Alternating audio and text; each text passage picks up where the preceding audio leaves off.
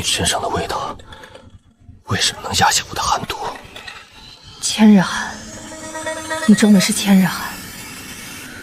你知道怎么解？闭嘴，先活命！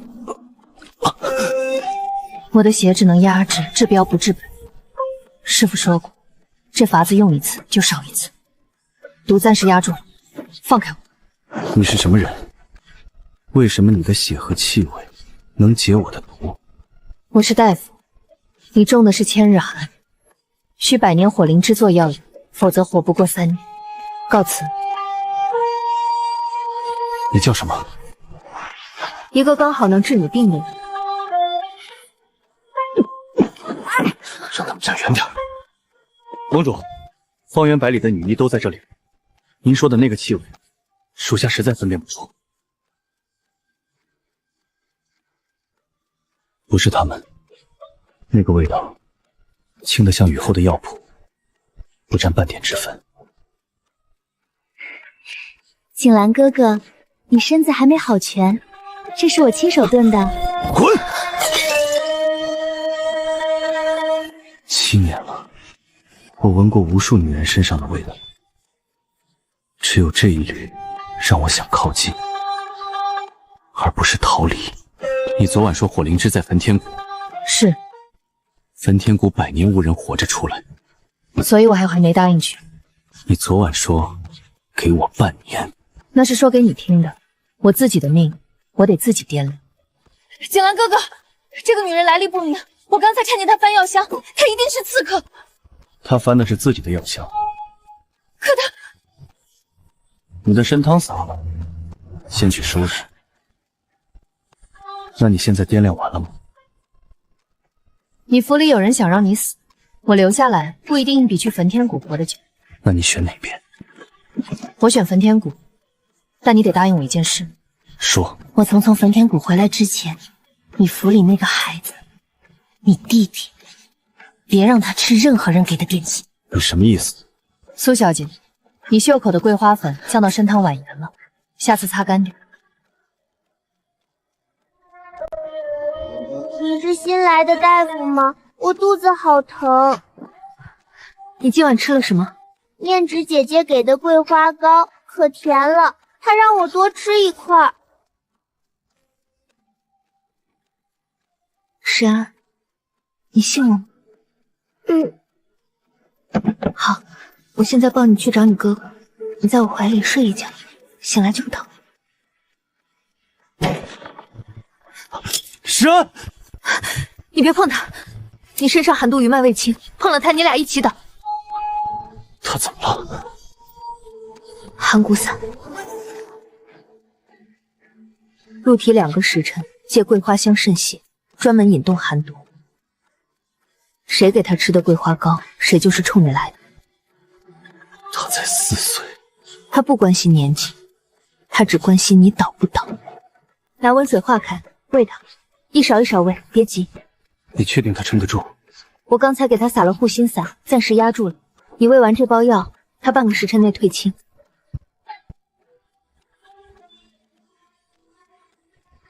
盟主，苏小姐一直负责小蚊子一事，关起来，所有物证人证天亮之前摆到我桌上。若苏小姐反抗，她不会反哭，然后把所有事推给下人不懂事。你查她房里的桂花粉罐子就行，寒骨散还掺在里面。你进府第1天，怎么知道她有问题？我说了，我是大夫，大夫看的不仅是脉象。你还没回答我。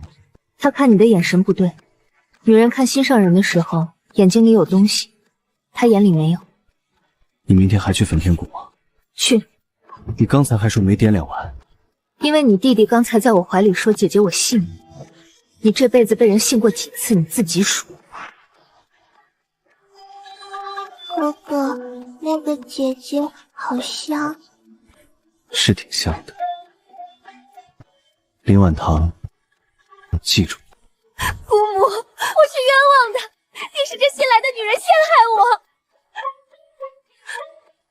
苏小姐说桂花糕是被人动了手脚，那请问，这封要求采购焚天谷特制竹纸的密信，用的是你苏家商号的暗语，这怎么解释？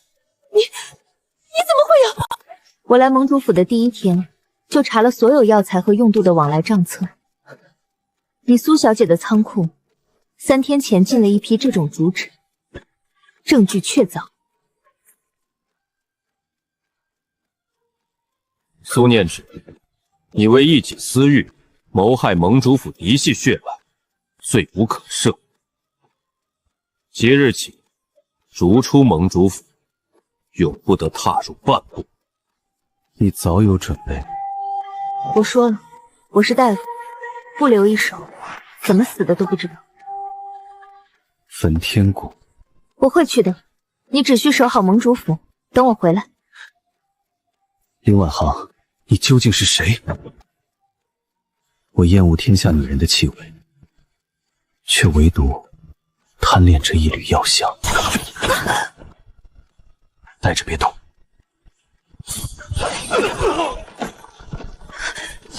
你的毒发作了，死不了。林婉堂，别分心。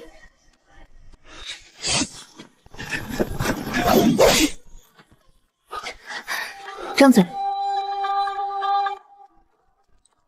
你的医术。别说话，真气逆行，我帮你护住心脉。你的手皮外伤。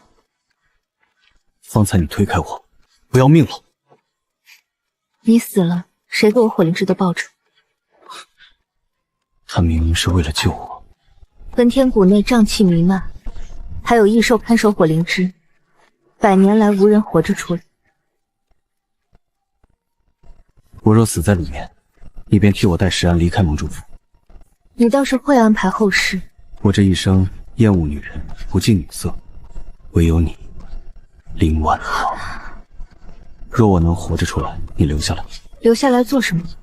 留在我身边。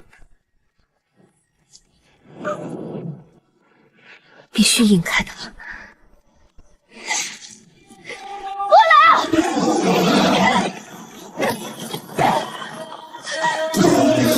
走！萧敬让，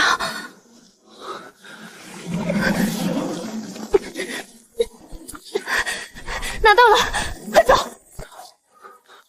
你先治你自己。我是大夫，我知道怎么治。皮肉伤，不妨事。林婉堂，我问你，你为什么要这么拼命救我？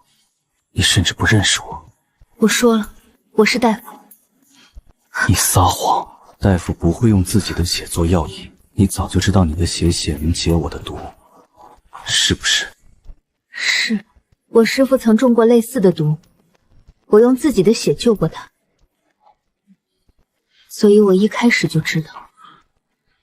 那你为何不告诉我？告诉你又如何？让你觉得欠我人情？好，那我欠你这辈子还不清的人情。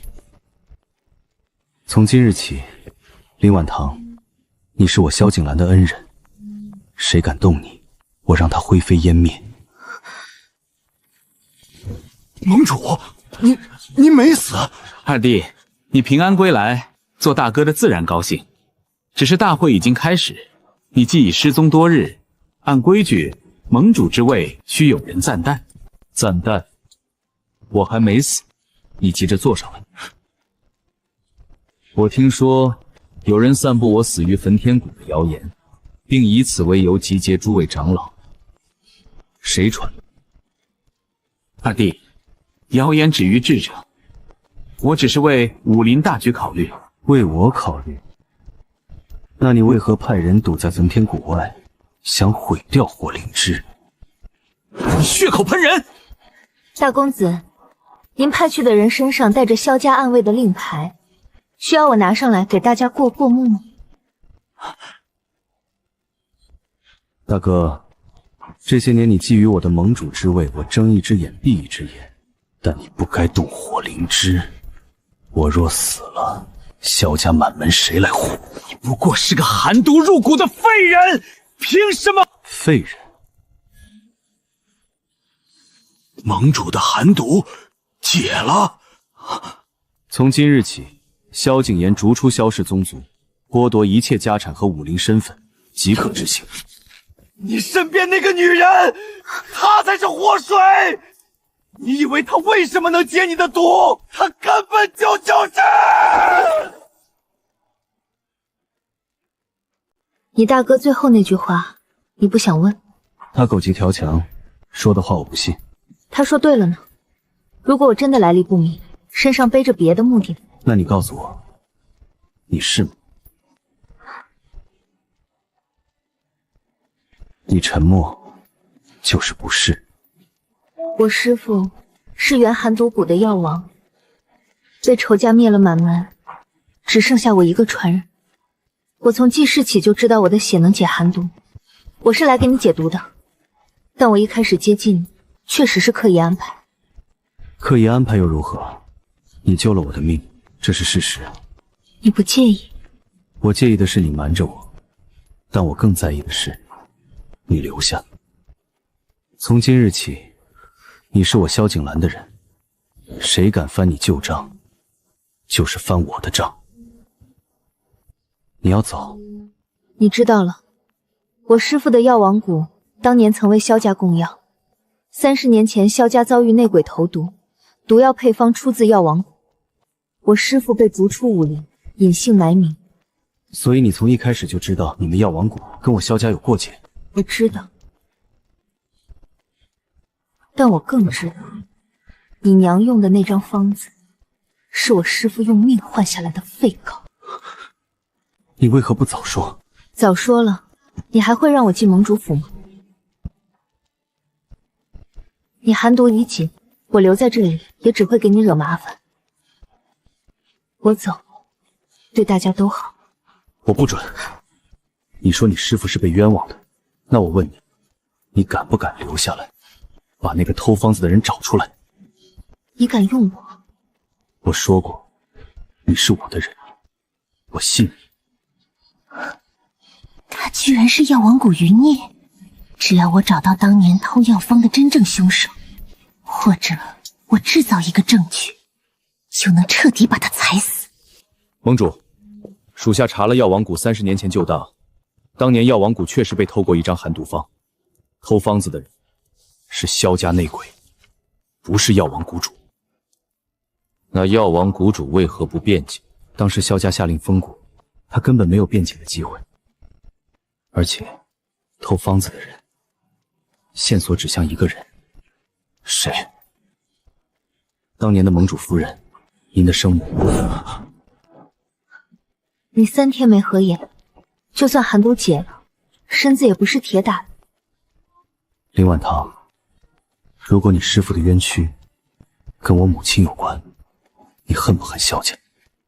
我师父临死前说，他不恨任何人，只恨自己没能护住药王谷。他让我替他找出真相，不是报仇，是证明。证明？他说他一生只求清白。你是萧家人，但你没有错。我陪你去查。这里有一笔账，30年前盟主府从药王谷采购的药材中，有一批赤焰草被改账为普通当归。赤焰草是炼制寒毒散的主要之一，改账的人写了批注，夫人亲笔。把这个塞到林婉堂的枕头底下，里面是伪造的药王谷与魔教勾结的密信。明日老夫人会亲自带人来查，只要搜出来，她就死定了。姑母，我亲眼看到她房里有与魔教往来的密信。林大夫，得罪了。看，人赃并获。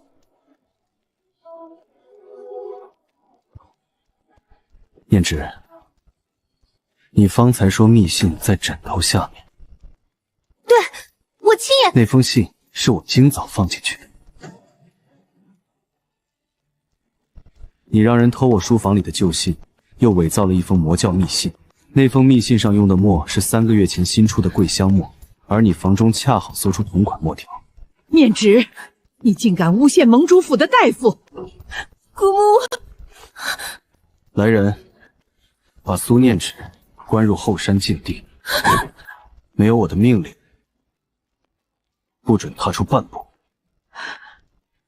你就是那个能解寒毒的血衣，把你的血交出来，我留萧景兰一条命。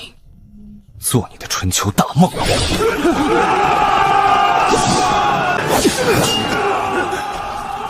他的目标是活捉我，只要我在阵中，他就不会撤。你退后。萧景兰，你信我吗？这是我配的血银散，能短暂增强血障药性。你把追兵引入断魂谷，我在谷中布阵，将他们一网打尽。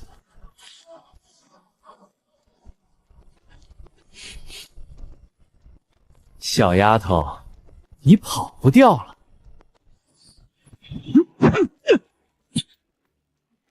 退！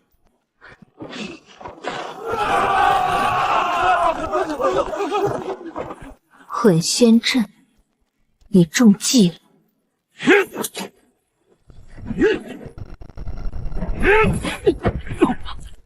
你疯了吗？为什么要替我挡？我说过，你是我的人。小伤，你内脏震伤了，这叫小伤。那你治我，治好我，我娶你。我认真的，这辈子我萧景兰只认你一个人。攻！物中有软筋散，吸入者半个时辰内必力尽失。大哥，你带兵强攻盟主府是谋反。你有本事就下来！哼！凭什么？凭什么老爷子把盟主之位传给你？就因为你是嫡出。你勾结魔教通敌叛国，就为了这个位置？我得不到的，宁愿毁了。晚唐，杀了我！杀了我！杀了我！你就是弑兄之人！我不杀你。陈玄，把他押入地牢，听候发落。今日，我萧景兰当着天下英雄的面宣布一件事：林婉奢，从今日起，你是我萧景兰的结发妻子。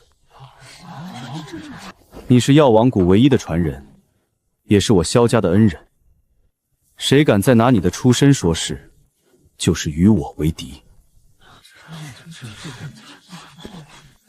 好孩子，你救了景兰2次，也救了萧家满门。这盟主夫人的位子，你当之无愧。1个月前，我还是一个四处漂泊的游医，如今我站在他身旁，有了家。你告诉我，你是被陷害的。你说你一生求清白，可这封信上，你分明承认了毒方出自药王谷。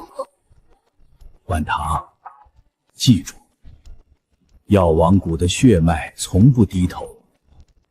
若有朝一日有人问起寒毒方的事，你就说是有人偷了方子。可是师父，您明明说过那是您亲手写的呀。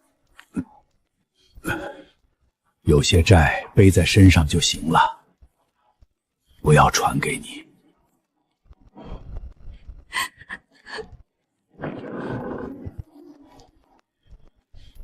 你师父的信，他骗了我，毒方确实是他写的。我知道，我知道。你知道？你什么时候知道的？我母亲留下的账簿里夹着一封信，是你师父写给他的。他说，若萧家不退兵，药王谷全枯死。他写下毒方作为贡品，换一股活命。你师父没有害萧家，他是用一张不能用的方子，换了300条人命。真正用那张方子下毒的人，是我母亲。你母亲为什么？为了夺权，他用那张方子毒死了我父亲，嫁祸做药王谷，又派人封谷灭口。你师父被囚了30年，始终没有说出真相。你师父不丢人，他护住了你，护住了药王谷最后的血脉。你也是。我要去药王谷就职，祭拜师父。我陪你去。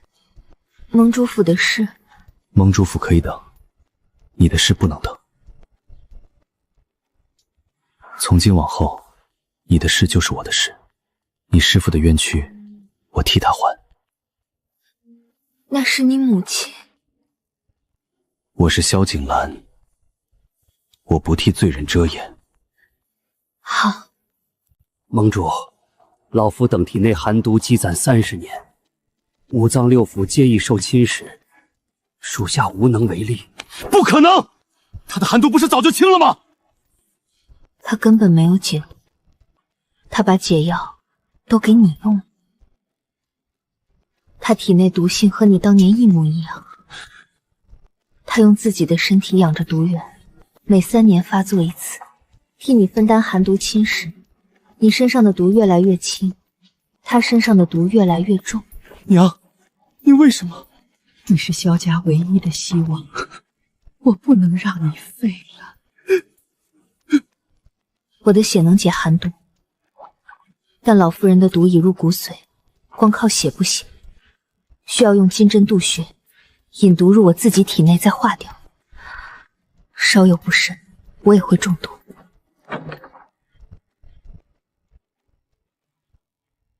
你要做什么？渡毒。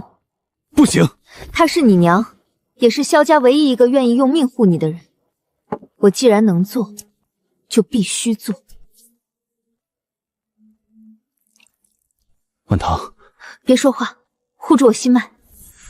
孩子，别用你的命换我的。我来药王谷，就是为了还你萧家一个清白。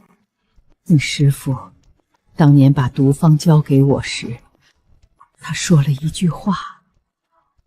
他说：“萧夫人，这张方子你若用了，药王谷便背了这黑锅；你若不用，药王谷满门皆亡。我选用了，这一辈子我欠药王谷一条命。老夫人，我死后把我和药王谷的碑立在一起，我欠他们的下去还。景兰，你娶她，这是我最后的心愿。娘，我本就打算娶她。好，好。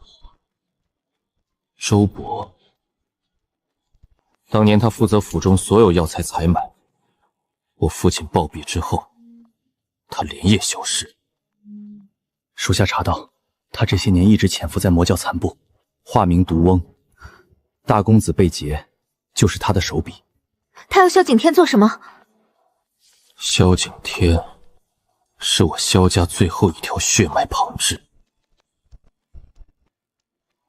若我死了，萧景琰就是名正言顺的继承者。他要用萧景琰做傀儡，重掌武林。那还等什么？人往哪条路去了？南面，药王谷就职。怎么了？没事，可能是颠簸太久。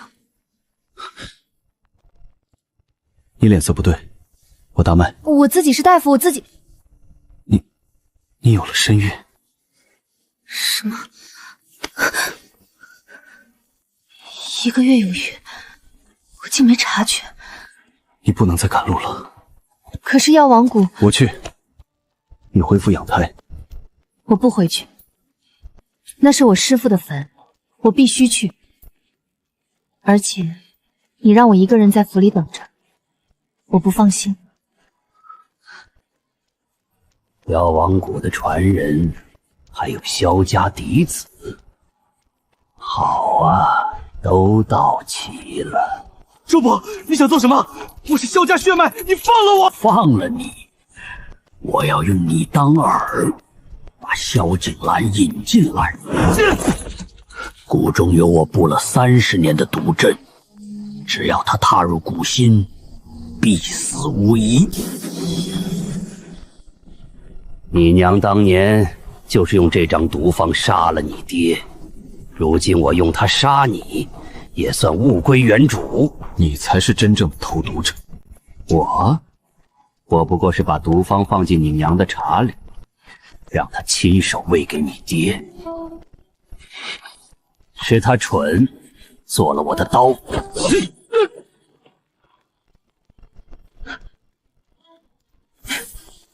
师傅留下的解毒方子果然有用。周伯只拿到了毒方的一半，另一半留在了药王谷的密道里。萧景兰，你再往前一步，我杀了你大哥！你杀他与我何干？他背叛过我，他是你亲大哥，你冷血到这个地步！二弟，别管我，他利用我，只是为了夺你的盟主之位。我不是你的对手，但我终究姓萧。杀了他！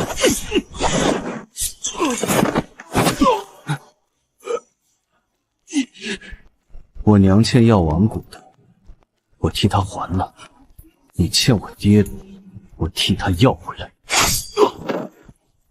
你为什么不杀我？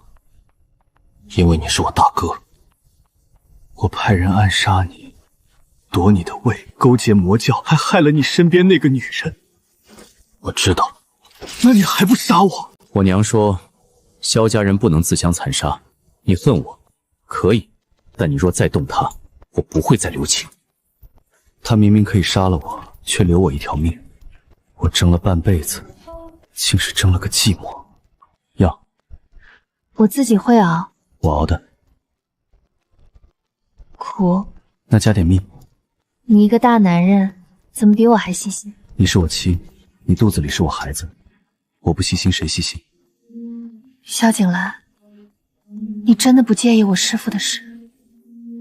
你师父用毒方换全谷性命是义，我娘用毒方杀人是罪。我从没把他们的账算到你头上。那如果我师父当年真的为了自保投了毒呢？那你也是你，我娶的是你这个人，不是你师父。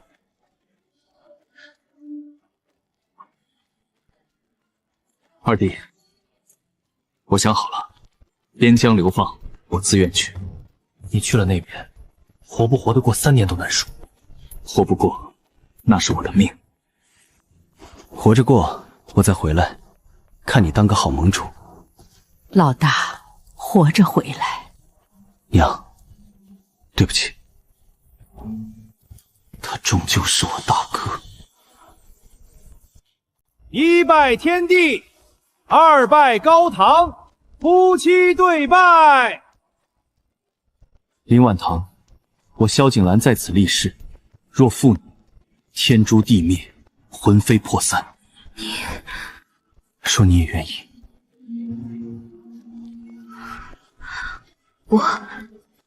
我愿意。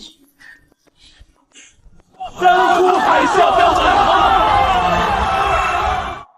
萧景兰，你5岁时，萧老盟主与先帝定下婚约，你与北境燕家嫡女结为夫妻，婚书在此，先帝亲笔为证。我从未听说过这门亲事。你当时年幼，不记得也正常。婚书一直由燕家保管，如今燕家与约而来，你却已另娶他人，你这是违抗先帝旨意。盟主，这可非同小可。先帝遗诏若拒不履行，盟主之位恐有动摇。燕家手握北京30万兵马，若因此交恶，后果不堪设想。燕小姐，婚书可否容我一看？陈先生，劳驾取一壶热水来。是。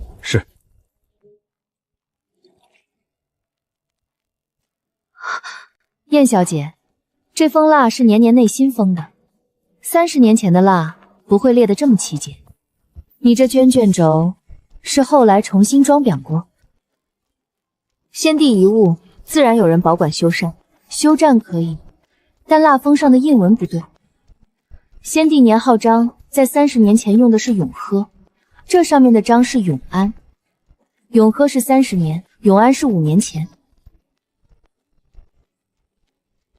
林大夫所言不虚，这卷轴是先帝早年御笔，但婚书文字是后来添上去的。燕小姐，你伪造先帝遗诏。萧景兰，你果然敏锐。这婚书是假的，我认。但北境燕家确实有与你结盟的意愿。我此来不是逼你娶我，是想与你谈一笔交易。什么交易？北境铁骑助你镇压魔教余孽，你以盟主之名护燕家商道30年，一纸盟约比婚书实在得多。你放心，我对你没有心思，我只是替燕家找出路。盟约可以谈，婚书销毁。成交。从今日起，我萧景兰的妻子只有一人，林婉堂是我唯一的夫人。师父早就留下了证据，他一直都知道火灵芝能证明药王谷的清白，所以他让我去焚天谷，不只是为了救萧景兰，也是为了替药王谷翻案。你果然会来，你认识我师父。30年前，药王谷被灭门之前，你师父派人往燕家送了一封信，他说他若死了，请燕家把火灵芝的消息传出去。你们为什么没有传？你师父信上还写了一句话：若萧家不灭寒鼻，火灵芝永不可现世。我们以为是陷阱，可你去了焚天谷，活着回来了。你师父没说谎，火灵芝真的在那里。所以你们现在找我，是想借着火灵芝余威，跟萧家做交易。对，燕家的商道被魔教堵了3年，只有武林盟的人能打通。你是个聪明人，你知道萧景兰为了你会做任何事。这笔交易，你来做中间人。他想要商道，给他，但你要告诉他，从今往后燕家若敢拿你师父的事做文章，我翻脸不认人。你答应的这么爽快？你师父的信上写火灵芝可证清白，我们拿回火灵芝那天，你师父的清白已经在天下人面前还了。燕家现在提这件事只是借势。你不生气？我生气的只有一件事，你瞒着我偷偷去见燕飞雪。你是盟主夫人，不是孤身一人，下次去见任何人让我陪着，听见没？你退到后面去。这里每一寸地都是我师父走过的路，我退不了。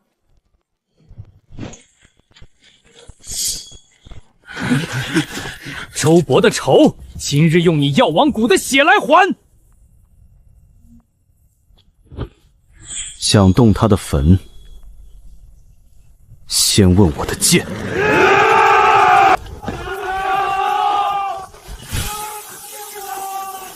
这阵是我师父当年留给药王谷的最后屏障。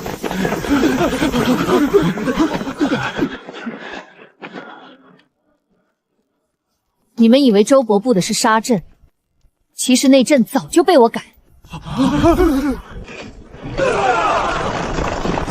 贱人！谁准你碰的？师父，药王谷的仇我报了。您教我的医术，我用来救了很多人，您没有白教我。你师父如果还在，会以你为荣。是吗？他让你找火灵芝证清白，你找到了；他让你活着，你活着；他让你传药王谷的医术，你正在传。你做到了所有他希望你做的事。可我再也见不到他。你见他了，在这风里，在这药味里，在你手上的每一道伤疤里。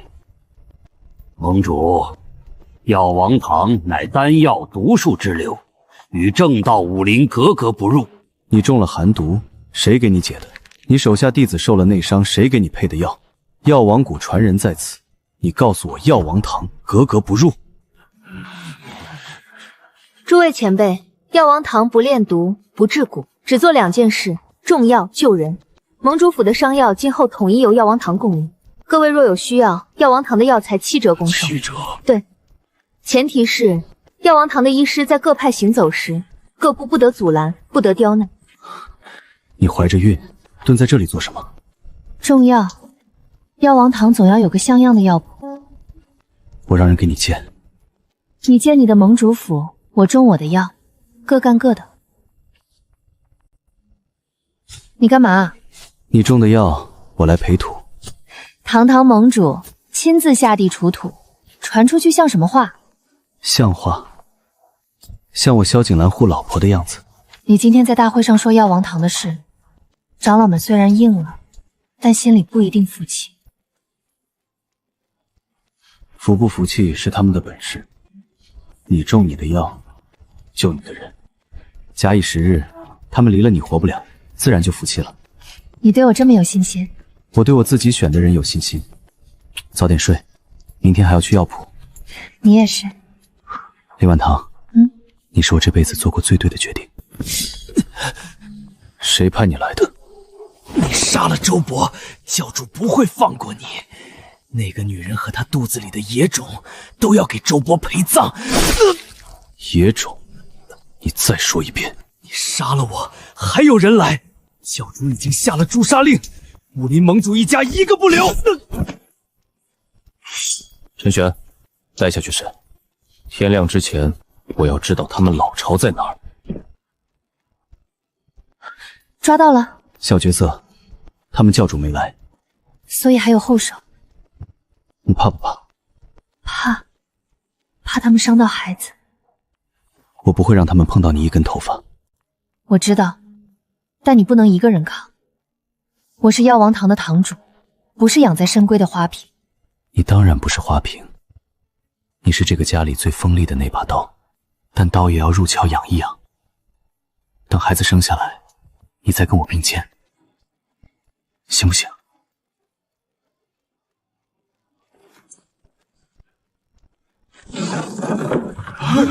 你们教主在哪儿？你怎么找到这里的？昨晚那个刺客招了，我再问一遍，你们教主在哪儿？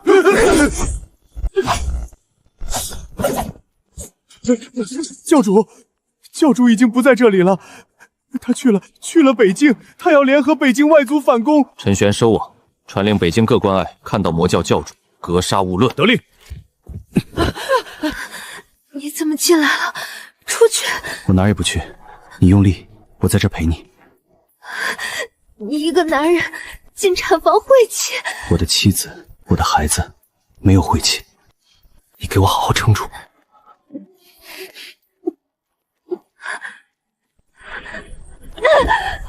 盟主夫人，用力，看到头了。是个公子，健壮得很。还有一位小姐，母女平安。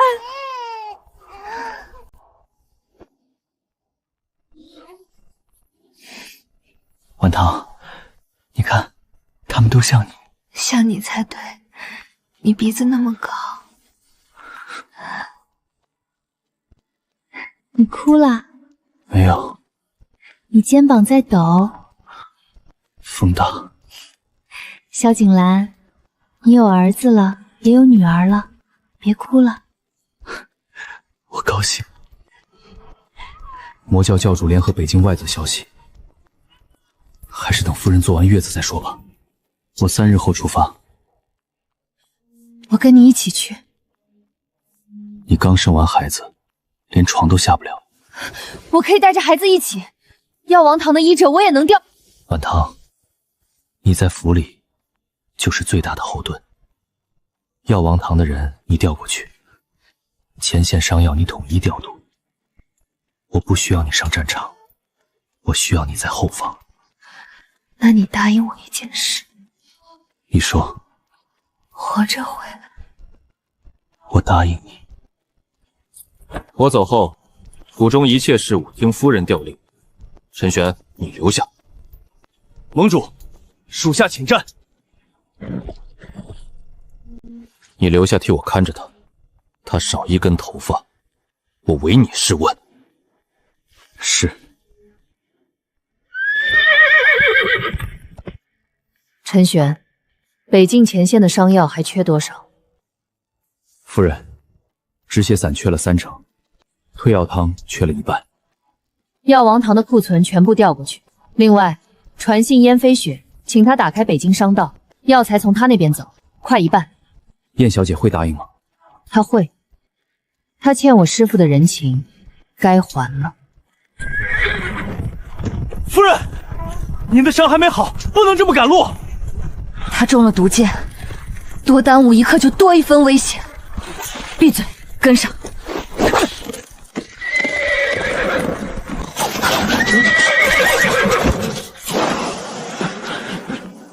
就是他，教主要活口。哼。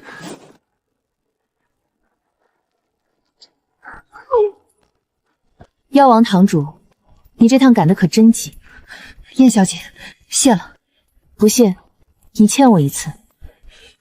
萧景莲在30里外的前线营中，我送你过去。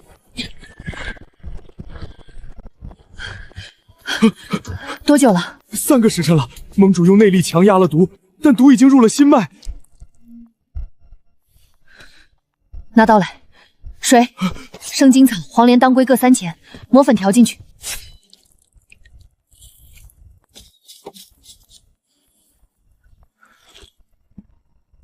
婉芳，别说话。毒轻了，但伤还没好。你怎么来了？孩子，孩子有娘看着，我来看你死没死。你又放血？我是大夫，放点血死不了人。你去，你一个人？药王堂有30名医者，陈玄有100名护卫。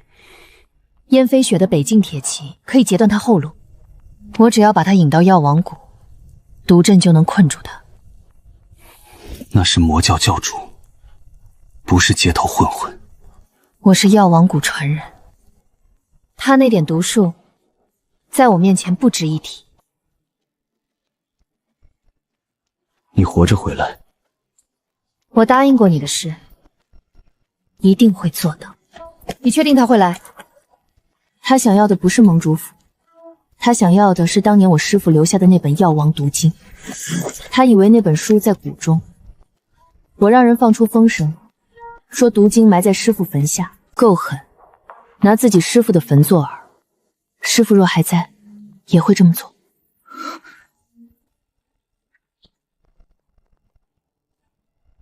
你就是那个女娃娃，把毒经交出来，我饶你一命。毒经在我脑子里，你要就自己来取。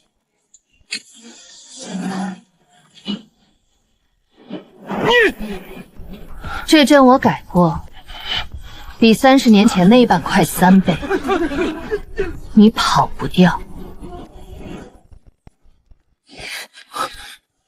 轻点儿。现在知道疼了，你自己从北京跑回来的时候怎么不疼？我赶着来救你，没空疼。好了，3天内不准动武，不准骑马，不准什么？不准再做这种蠢事。这是蠢事？明明重伤在身，还跑300里路来送死。我不来，那支箭射中的就是你。你死了，我怎么办？你不会死，你还有2个孩子要养。我是说你死了。我不会死，你说过要一起看孩子长大的。萧盟主，你这命可真硬，身中剧毒不到3天，又跑300里，还能站着走出来。燕小姐，此次助战之恩，萧某记下了。记下了就赶紧把商道文书批了。我帮你们药王堂运了那么多次药材，该给个正经营业了，回去就批。爽快，那我先走了，北京还有一堆事等着。药王堂主，你师父的坟，我帮你守了3年，以后就交给你们自己了。你明明，师父说你15年前就死了。师父让我假死，潜入魔调，他要我查清楚，当年寒毒散的方子是怎么落到萧家内鬼手里的。你是谁？药王谷首徒沈墨渊，晚唐的师兄。萧盟主，久仰，你体内的寒毒是我师妹解的。你查到了什么？周伯只是棋子，真正将寒毒方子从药王谷带出去的人，是魔教前任教主。他通过萧家内鬼渗透，毒死老盟主，再嫁祸给药王谷，一箭双雕。这是魔教前任教主的信物，当年他亲手交给萧家内鬼的信物。而今萧家内鬼的子孙还活在这世上，内鬼的子孙是谁？萧家三房萧景安，你堂弟。他在外经营商号15年，明面上是商人，实际上一直在替魔教余孽洗钱。证据？我带了账本，15年的往来记录一笔不差。景兰，你打算怎么做？抓人。陈玄，带人去三房商后封帐拿人，若反抗，格杀勿论。他是你堂弟？他勾结魔教害我父亲，害你师父满门，还差点害死你。他不是我堂弟，是仇人。师兄，这些年你过得好吗？不好，但活着。师妹，你嫁给他过得可好？他对我很好，师兄你放心。他对你好就行。我这条命，师父让我活着查真相，现在真相查到了，我也该走了。你要去哪儿？药王谷，师父的坟，我去守一段时间。你们好好过日子，药王谷的传承交给你了。小心有机关。你走我后面。他不仅偷了方子，还立了投诚书。这东西烧了，就没人知道你萧家出过内鬼了。不烧，留着，让萧家子孙看看背叛是什么下场。你父亲的字迹，你认不认识？这是你替他洗了15年的黑钱。你不知道你爹干了什么？我不知道，我只是帮他打理生意。你帮他打理了15年的生意，每一笔都流向了魔教余孽。你不知道，萧家三房从今日起除籍。你和你父亲的罪行，交由武林盟公开审理。你心里难受吗？难受，但该做的事，再难受也得做。你在想什么？我在想，如果当年没有这些事，我父亲不会死，你师父不会被灭门，我们或许不会遇见。如果不会遇见呢？那我宁愿所有事都发生一次。万堂，过去的事让它过去吧。从今往后，萧家只有干净的账本，药王谷只有救人的方子。好。你要怎么处置这张方子？公开。全天下。全天下。万毒解不是药王谷的私产，是天下医治的共同财富。若藏着掖着，和当年藏着毒方又有什么区别？你舍得？师父若在，也会这么做。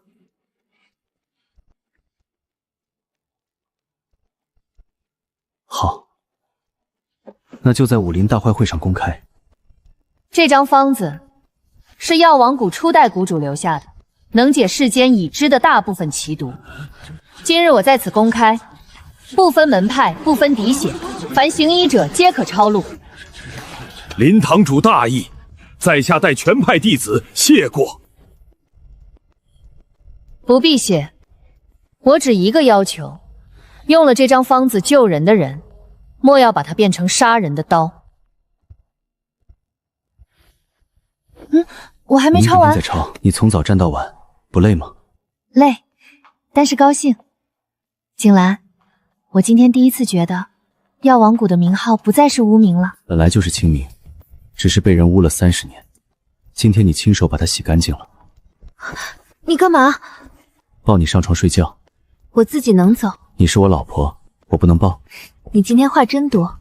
只对你话多。萧盟主没来，他来了，你就不会说实话了。够直接，说吧，你要问什么？你要我师父的万毒解原版。谁告诉你？你不用管谁告诉我的，我只要一句实话。你要那原版做什么？我爹中了蛊毒，北京最好的大夫都看过了，说只有万毒姐的原版方子上有一味药引，抄本上没有写。我没有退路了，你早可以跟我说，我跟你交情没那么深，我怕你不给。你助我守药王谷，替我运药材，帮我截杀魔教残部，就为了那张方子。对，你不高兴？我高兴，因为这说明你还有人性。原版方子的拓片我带了一份，那味药引是千年雪莲的根须，不是花。你回去照着配，3日见效。你就这样给我了？药王谷的方子本来就是救人的。林婉堂，你这人，我欠你一个大人情。他若有下次，我不会再让他踏入盟主府一步。他是为了救他爹，他可以明说。换作是你，你会明说吗？景兰，这世上不是所有人都有勇气把软肋摊给别人看。他不敢说，是因为他怕我不给。现在他欠我人情，以后我们在北境就多了一条路。你总是把人往好处想，因为你不也把我好处想了吗？你赢了。30年前那个晚上，我赶到药王谷时，火已经烧起来了。你师父把这本书塞进我怀里，说替我守着，等有人来取。我守了30年。我师父，他认识你？他是我年轻时的同门师兄。后来他去了药王谷，我嫁了萧家。你为什么不早说？我若早说，景兰他爹被害的旧案就要翻到我身上。我虽然没害他，但我拿走了药王谷的书，萧家灭门的流言就洗不清。娘，您这30年在替药王谷守书，也在替萧家守秘密，您辛苦了。我唯一对不起的是晚唐的师傅，他让我守书，我却把书藏了30年，没让他救人。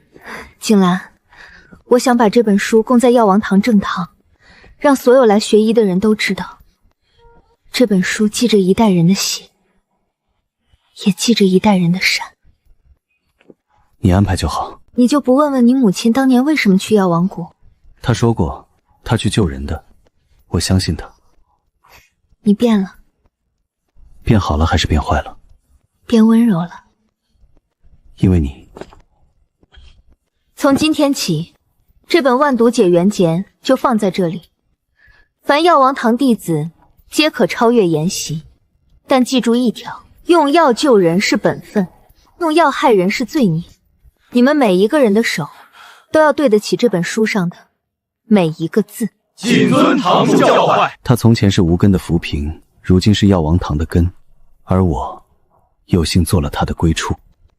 幽冥谷的人伤我护卫，闯我盟主府，你最好有话说。老夫不为打架，只为你身后那个女人。药王谷的传人，万毒解元简原本是我幽冥谷的东西。这块玉简上刻的方子和你手里那本书第3卷笔记一致。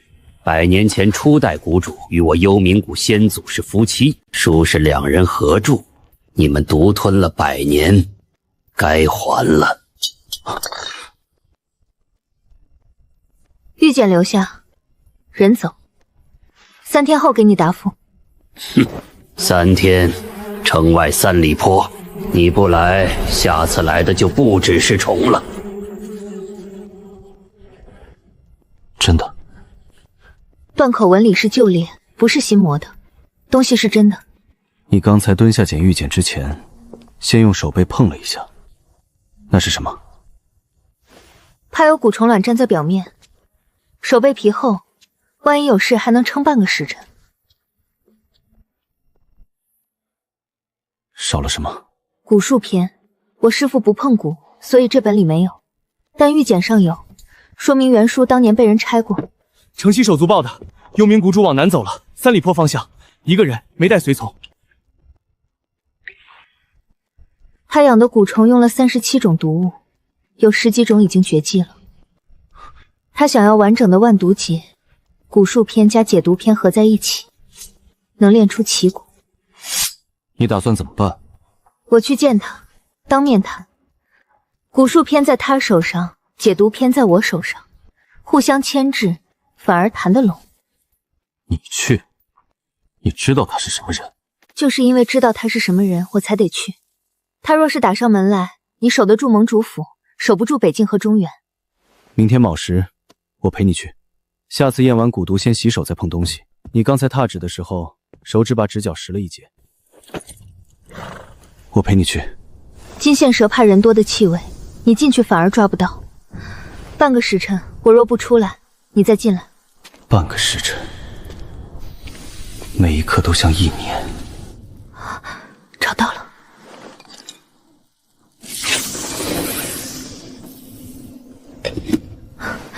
1条不够，至少要3条。我知道你听得懂药味，我只要你3滴毒液，不伤你性命。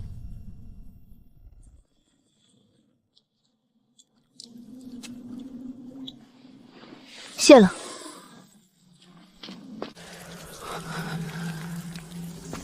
你撒谎，你跟我师父根本不熟。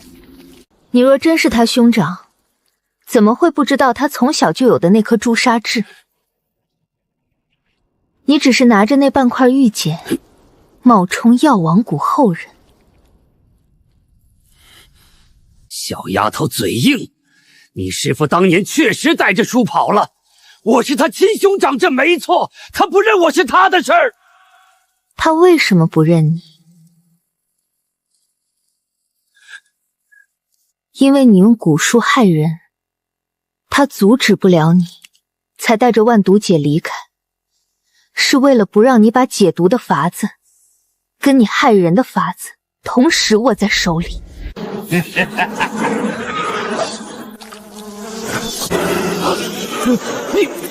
你用了金线蛇毒，3滴，专门为你准备的。你又受伤了？小伤，比上次好多了。你答应过我不单独冒险。我带了金线蛇胆汁，算是有准备。这叫有准备？疼就记住，下次别这样了。那你别凶我，我就不疼了。回家。朝中风向变了，安亲王的旧部联名弹劾你，说你以蛊术乱政，要皇上收回护国医圣封号。他们动不了医术，就动名声。我查过了，领头的御史是安亲王的旧部，他手里捏着一份证据，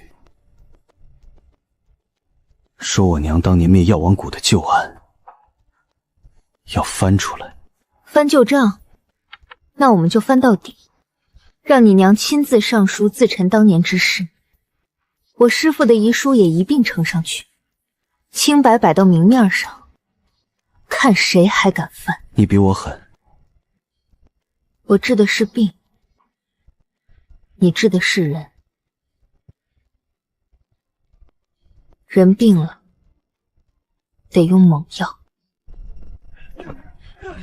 地牢在东侧第3间石屋下，我查过地图，入口机关在水井底下。你下去，我在上面接应。好。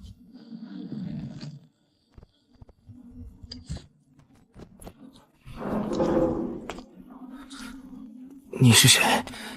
药王谷的人，你义父死了，我来接你出去。义父，他死了？他不该用蛊术害人。你知不知道万毒解最后一章的秘密？我知道，义父说那章是我亲生父亲留下的，那密室只有我的血能开。你愿意跟我走吗？我愿意。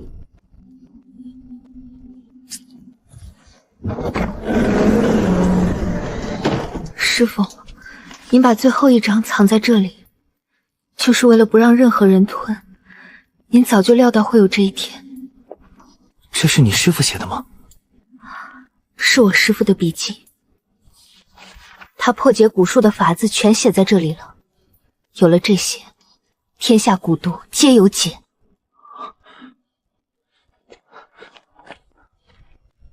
这孩子怎么办？带回去，他血脉特殊，若没人管，迟早被其他势力利用。姐姐，我跟着你学医行吗？行，但你要答应我，永远不用蛊术害人。我义父教的蛊术，我一样都没学过。我爹说过，药王谷的根在救人，不在害人。好，是隔代蛊。幽冥谷主1个月前就下了蛊，蛊卵藏在水源中，遇热则发。1个月前，他那时候还没来盟主府。他派了人提前潜入。景兰，这蛊发作极快，快去拿金针、生半夏、乌头、青岩来。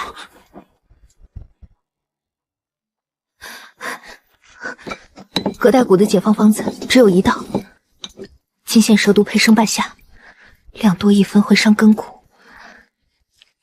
量少1分压不住蛊。针入3分，蛊虫会从汗毛孔排出。你来替他们擦身，每刻钟1次。好。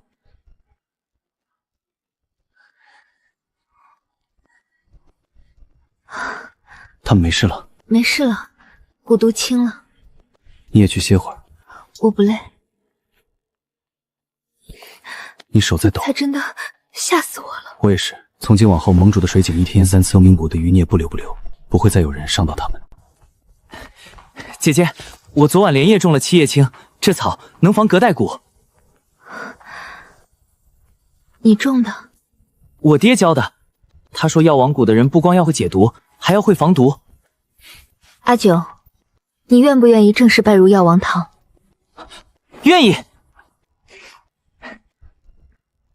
药王堂后继有人，晚堂肩上那份担子也可以轻点了。林堂主，太后娘娘的病已拖了3个月，太医院束手无策。听闻您解了幽冥谷的奇蛊，皇上命在下专程相请。太后所中之毒，可有症状描述？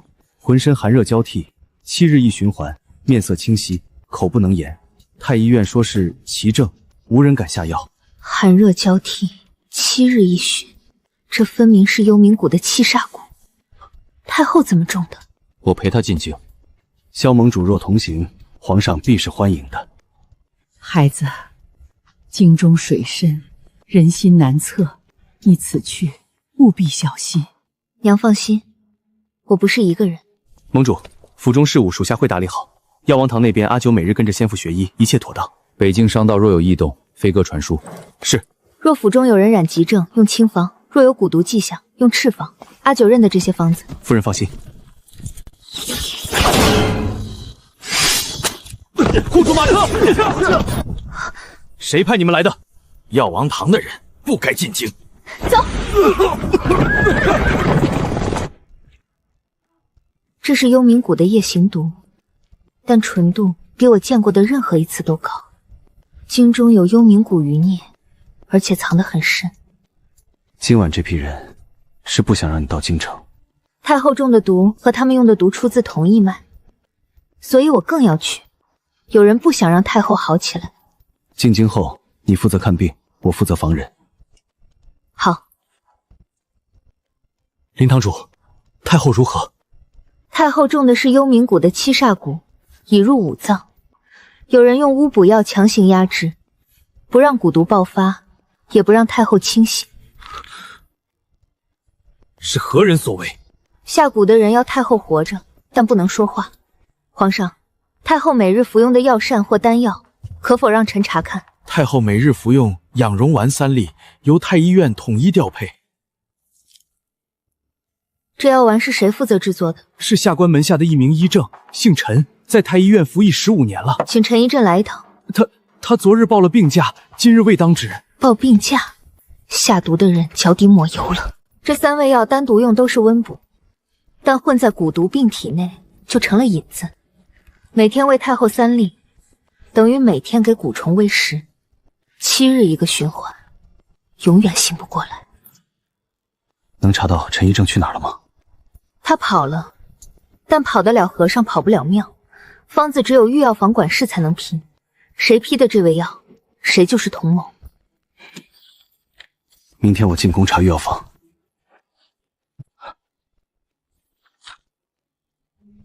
这批北通黄的批条上签的是你的名。萧盟主，这是陈一正拿着太医院的手令来领的，下官只是照章办事。手令在哪儿？陈一正取走了，没有存档。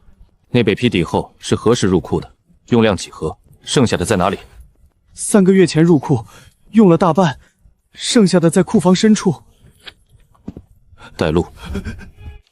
陈玄查了安亲王近年的账目，他跟幽冥谷旧部有6笔大额银钱往来，前4笔在幽冥谷主死之前，后2笔在幽冥谷主死后。他养着幽冥谷余孽？不止，安亲王这些年一直在拉拢边军将领，动作不小。若太后此时驾崩，年幼太子登基，他摄政名正言顺。所以太后必须半死不活，不能醒，也不能死。他要用太后的病体做挡箭牌。你有办法引他出来吗？有。明天去给太后施针，放出消息，太后有转醒迹象。母后有反应了。太后体内的蛊毒已被压制，若再施针3日，有望转醒。不能让他醒，3日之内必须动手。药王堂主，你本不该来京城。安亲王，太后是你的亲姑母，她不死，我永远只是亲王；她死了，我就是摄政王。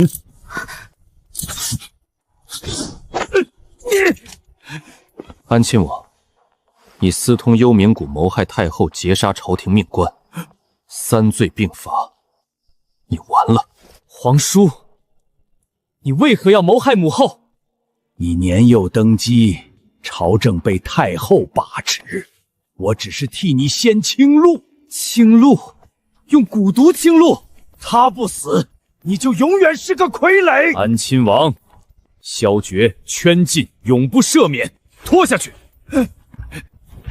你别得意，幽冥谷的根远比你想象的深。30年前药王谷大火那晚，你师父托人送了一封信进宫，说他自知药王谷保不住，但他不能死，他要去南疆找一位能解天下奇毒的药引，找到了再回来。他没死。信上最后一句是：替我看着晚唐，若我回不来，让他活下去。那封信还在吗？安亲王抄家时应该在他府中，他当年截下了所有药王谷送入宫的信件。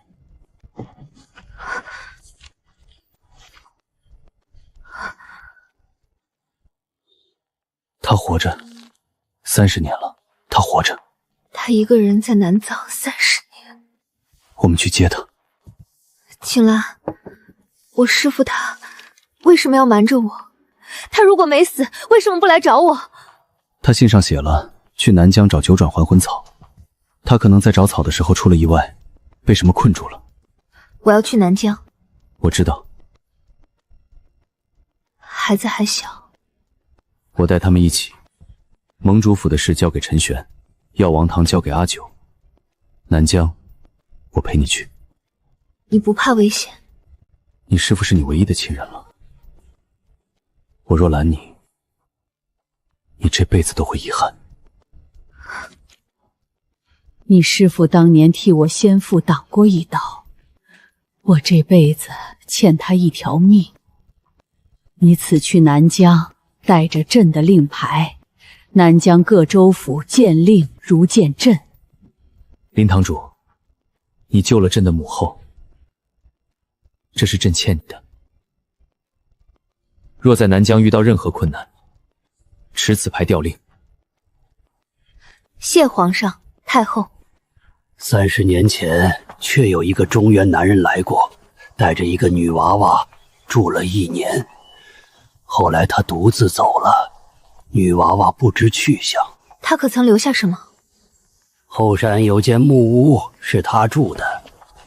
这些年没人敢动他的东西。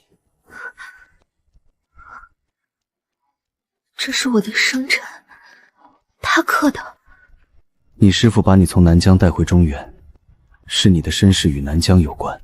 可我师父从来没提过。他教我心法，传我医术，却唯独不告诉我从哪儿来。木屋里会不会还有别的线索？我找找。晚唐亲戚，若你读到封媳妇已不在人世，你的亲生母亲是南疆银月寨寨主之女，死于30年前的一场蛊惑。我救下你时，答应他把你带出南疆。景兰，我知道我娘在哪儿了。我陪你去。娘，我来看你了。我不知道您的名字，也不知道您长什么样子，但师父守了我30年，让我活得好好的。您放心，他终于有了来处，我会好好过下去。而我是他的归处。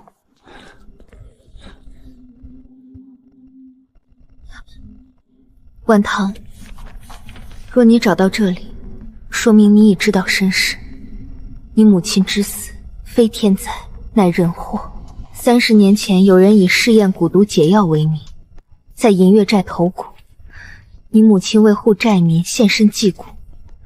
而我查出幕后主使乃京中权贵，位高权重，不可妄动。我负荆寻政，假死脱身，却未料一去30年。京中人姓安，乃皇亲国戚。安亲王，他已经伏法了。但当年的事，不止他一个。簪子是你娘的？应该是。师父把他和心一起留在棺里，是等着我来取。你娘用命护了寨子，你师父用命护了你30年，他们都在用自己的方式保护你。可我不需要他们保护我，我需要他们活着。你师父还活着，我们继续找。你是阿依的女儿？阿依？你娘的名字，当年寨中最美的姑娘，也是第一个被蛊入害死的人。你师父带着你走后，寨里死了一半人。我师父回来过吗？回来过一次，5年前。他看起来老了很多，在禁地外站了一整夜，第2天就走了，说是去更南边的毒瘴林找一味草。毒瘴林在哪儿？翻过3座山，那里毒雾常年不散，没人活着出来过。这是前朝的蛊窟遗址。我师父在医书中提过，蛊术兴盛时，朝廷在此设过研究所，后来被废弃。你师父来这里找什么？找9转还魂草的原始种。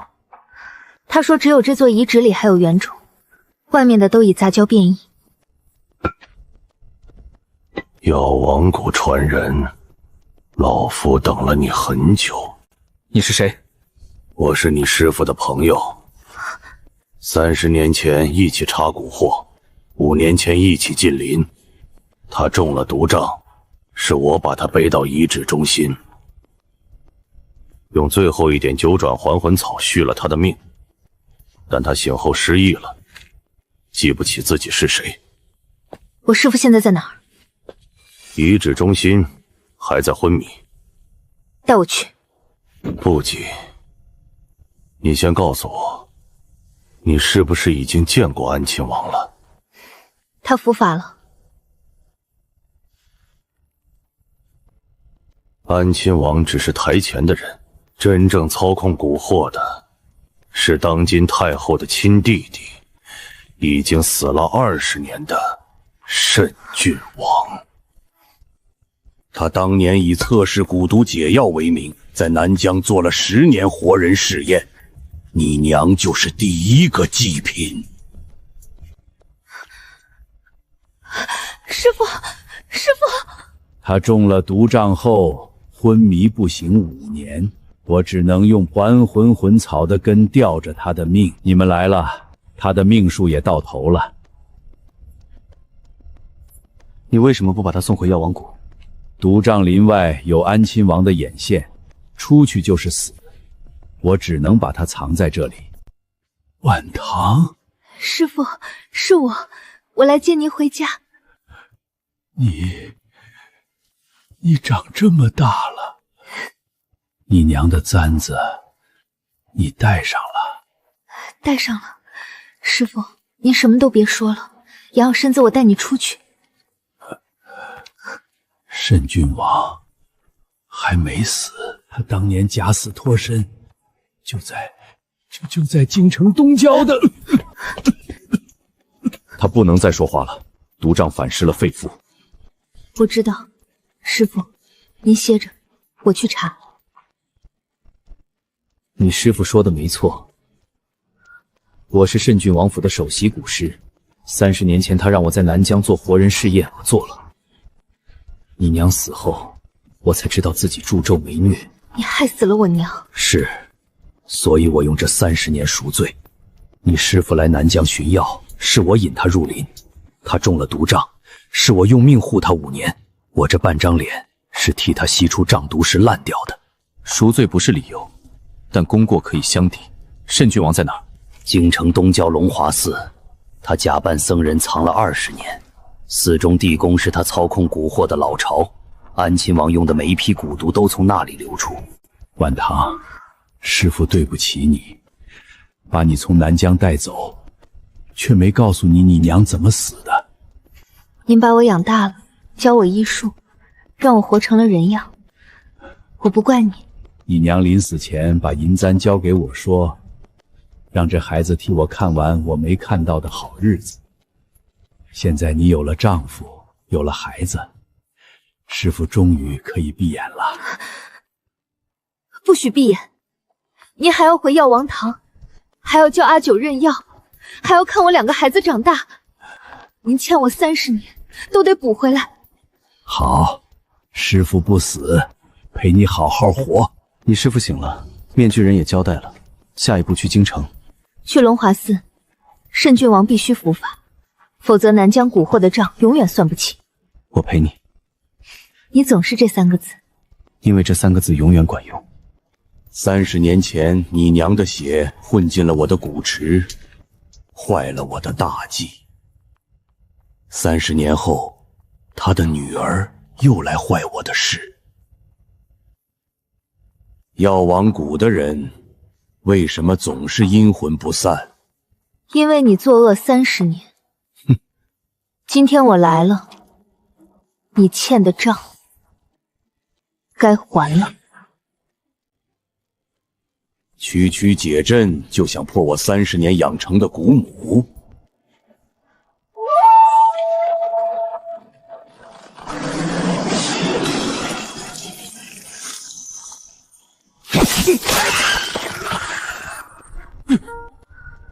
蛊母怕九转还魂草，你当年做活人实验，就是为了养出不怕还魂草的蛊母，可惜没养成功。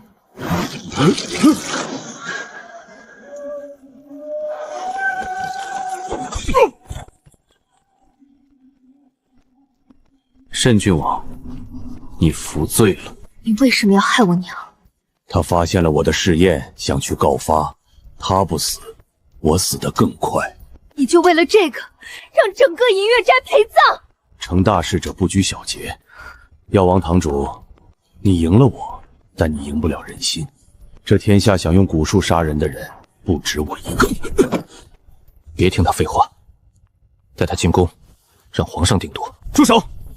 你们来晚了，这些卷宗烧完，慎郡王30年的罪孽就查无治正。你到底是什么人？我是他同父异母的弟弟，他在南疆做活人试验，是我替他望的风。你娘死那天，是我封住了银月寨的出口，我替他藏了30年证据，今天就要替他毁掉。你们拦不住我。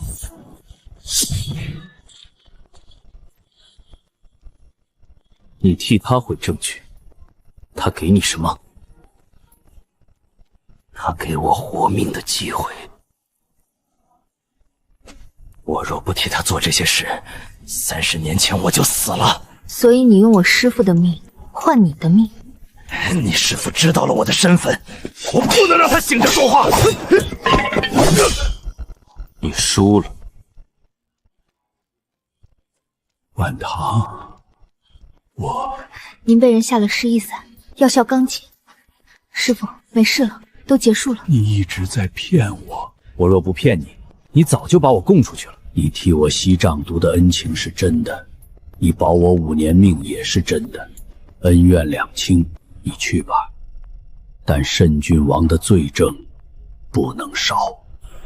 30年没见太阳了，还挺刺眼。以后您天天都能见。你2个孩子呢？在寨子里，老夫人看着。那我得赶紧回去看外孙。那人你打算怎么办？交给朝廷。他烧了部分证据，但慎郡王本人已经抓到了，罪证够用。你放过他了？他替我师父挡了5年命，恩怨两清，以后再见就是陌路。出事了，送往川蜀分堂的第1批药材，在剑南关外被劫了。被劫？谁干的？押车的人全被杀了，货被烧了大半，现场留下这个。查，天亮之前我要知道是谁干的。已经在查了，但川蜀那边赵青岩传信来，说药材被劫后，当地药价暴涨了30%。有人在趁火打落劫。我让陈玄查了剑门关附近的药商记录，3天前，川蜀王家商号有一批货从剑门关过，押车人数比往常多了1倍。王家在川蜀经营3代，药材渠道根深蒂固，药王堂要在川蜀开分堂，等于动了他们的命根子。他们敢杀人劫货？哼，他们敢！因为川蜀天高皇帝远，死了几个押车人，报个山匪劫道就劫了。那就让他们知道，药王堂的货不是那么好劫的。你要怎么做？第2批发货，我亲自押。不行，太危险了。师父，药王堂的分堂还没开起来就被人断了路，若我不去，这路就永远不通了。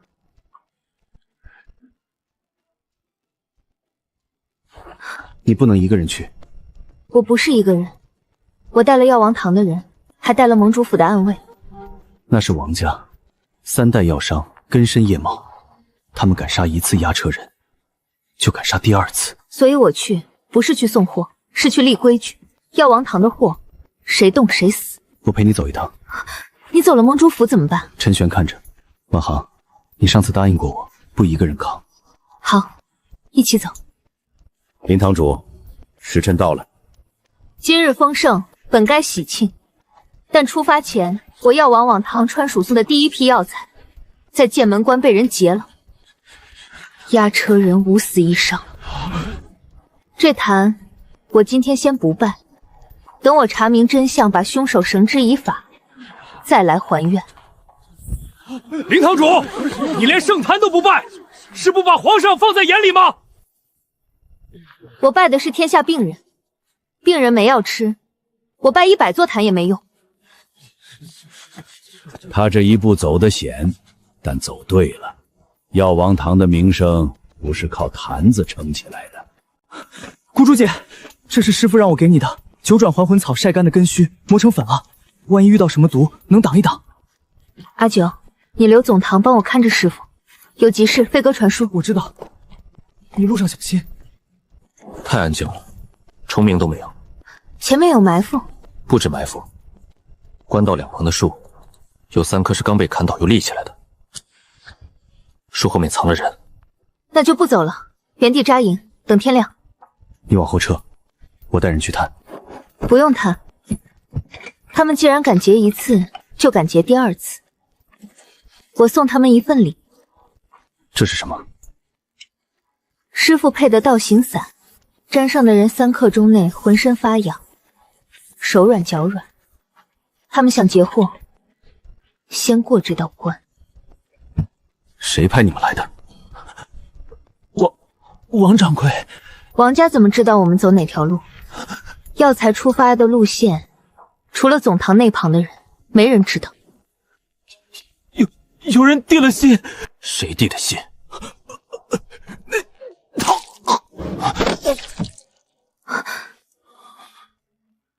有人提前给他下了锁口蛊，他只要一说内堂2个字，蛊毒就会发作。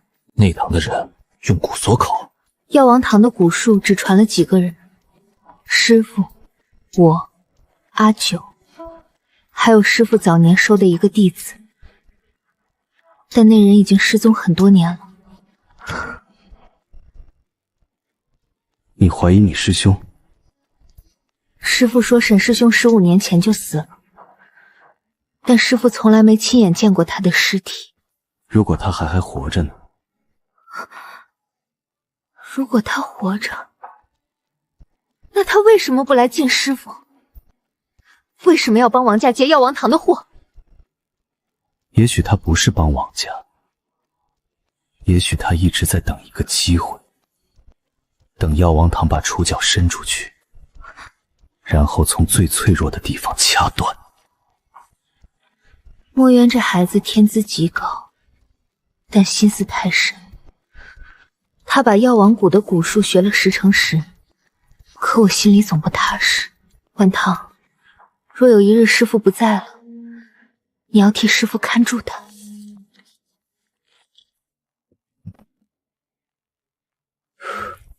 沈师兄，你到底想做什么？王洪文，出来说话。林堂主，我们东家不在。不在？那剑门关外劫我药王堂药材的人，为什么身上都带着王家药庄的令牌？这一定是有人栽赃。我们王家世代粮商。把王洪文叫出来，否则我拆了这门。林堂主好大的威风，带着盟主府的人来砸我的门，这就是药王堂的坐票？王掌柜，剑门中关外我的人死了5个，你跟我说做派？你说我的人劫你的货，你有证据吗？一块令牌能说明什么？随便找个工匠就能仿100块。我不跟你争令牌，我来告诉你一件事。从今日起，药王堂在川蜀的所有药材采购绕过王家渠道。川蜀药商若与王家合作，药王堂不供药、不合作、不收徒。你这是要断了川蜀药商的活路。我不断他们的活路，我只断你的。你可以继续在川蜀做你的药王，但我药王堂的方子、药材、大夫一样都不会从你王家手里过。你当众断他的路，他会反扑。他已经在反扑了，我断不断他都会动手，不如把牌摊在桌面上打。接下来呢？去成都把分堂的事定下来。王家断我药材，我就自己种。川蜀的水土种不出9转还魂草，但种得出生半夏、当归、川芎，这些够了。你早有准备。从决定来川蜀那天起，我就让陈玄买了3处田产，面上说是种粮，地底下全是药铺的底土。王家以为我只有1只手，其实我早就伸了2只手出去。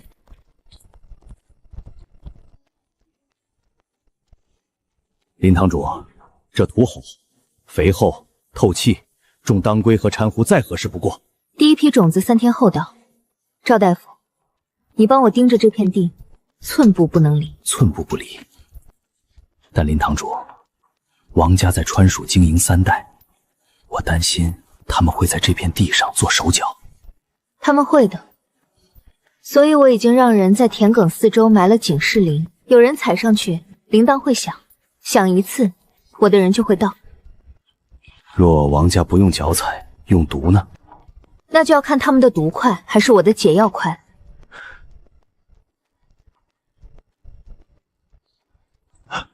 有人！别杀我！我是赵大夫的药童。有人让我把这包东西埋在田里，说给50两银子。谁让你来的？不认识，裹着黑斗篷，声音很哑。他给的是王家的银票。王家的人，还是那个内堂的人？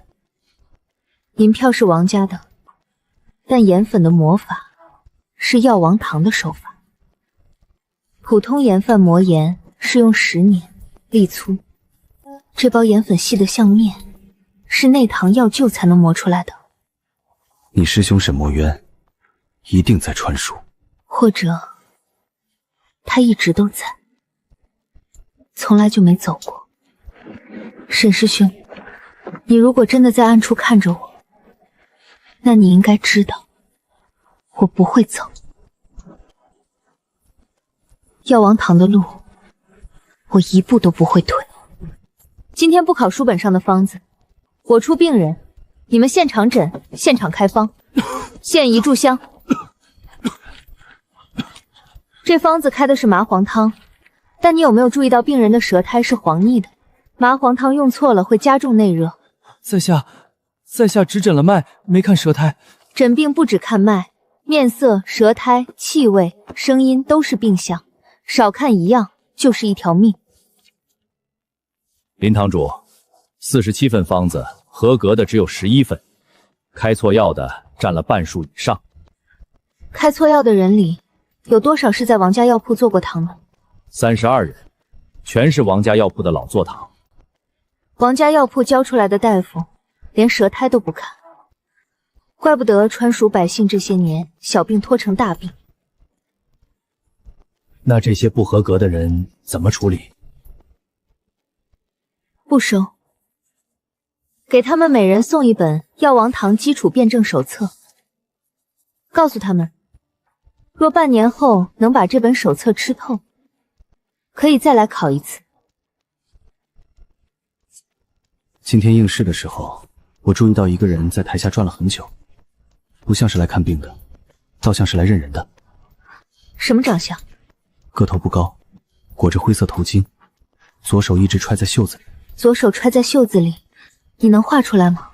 大约是这个身形，少了一根手指，左手小指。你认识这个人？沈师兄，你终于露面了。师妹，你还是来了。你不也一直在等我吗？师父，他还好吗？你如果真的关心他，为什么15年不回来？因为我查到了一件事，有人要把药王堂连根拔起，而我不能暴露自己。谁要拔药王堂的根？王洪文只是明面上的刀，真正拿刀的人在总堂里。师父身边有内鬼。你指的是谁？我不能说，因为我还没有确凿证据。但我可以告诉你一件事，师父的寒毒不是自己得的，是有人在他茶里如年添加微量蛊毒，伪装成旧疾复发。那人就在总堂，每天给师父端茶送水。师父的茶一直是阿九在送。我不确定是阿九，但下毒的人一定在总堂的核心弟子中。师妹，我解你药材，放盐毁田，让人在你考场下毒，都是为了让你来传书。你在总堂，那人不方便动手，你走了，他才会露出破绽。所以你派人劫我的货，死了5个人，就为了引我出来。那5个押车人不是我杀的，我的人只劫货不杀人，杀人灭口的是王家的另一拨人。师妹，总堂那边我已经安排了引线，3日之内，那人一定会再动手。你守好川蜀，我守总堂。你为什么不直接回总堂？因为我若回去，他会立刻收手，我只有藏在暗处，他才会继续动。师父身边有内鬼，下毒的人，阿九，不可能。但沈师兄不会无缘无故提这个名字。他说总堂有内鬼，连端茶送水的都是眼线。沈墨渊说他在总堂安插了眼线，但3天前我从总堂收到的飞鸽传书上，陈玄写的是总堂无事，一切如常。如果总堂无事，那沈师兄说有人每天给师父端茶送水，是在骗我。2件事：第一，飞鸽传书回总堂，让阿九把师父每天喝的茶渣留一份，封存好等我回去验。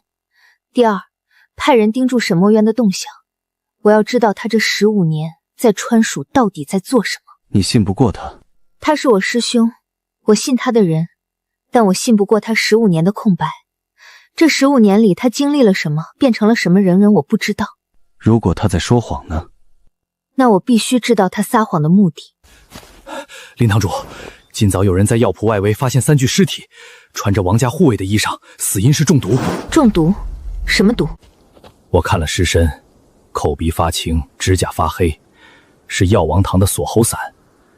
这药只有总堂内堂的人会配。总堂有人来了川蜀？恐怕不止来了，而且已经动手了。这3人是在药瓢外围被杀的，说明有人替我们清理了王家的眼线。清理眼线，用的是药王堂的毒。沈师兄，尸体凉透了，至少死了6个时辰。昨晚沈墨圈来找你的时候，这3人已经死了。你是说沈师兄来找我之前，先杀了王家的眼线？有可能，但也有另一种可能，杀人的不是沈墨渊，是另一个人。他杀了王家的人，然后嫁祸给沈墨渊，让你以为你师兄在暗中帮你。那你觉得是哪一种？哪一种都有可能。所以你要查的不只是沈墨渊，你要查的是谁希望你觉得沈墨渊在帮你。师父昨夜寒毒发作，比平时严重。阿九检查查渣后，发现里面有一味本不该出现的药白芷根。白芷根平时是虽能驱寒，却会与师父灌服之药相冲。师父并非中了蛊，而是有人用白芷根诱发救急。沈墨渊15年前最擅长的药术，白芷根入药。白芷根，你确定沈墨渊擅长？他15年前在药王谷就是专门研究白芷根的药香。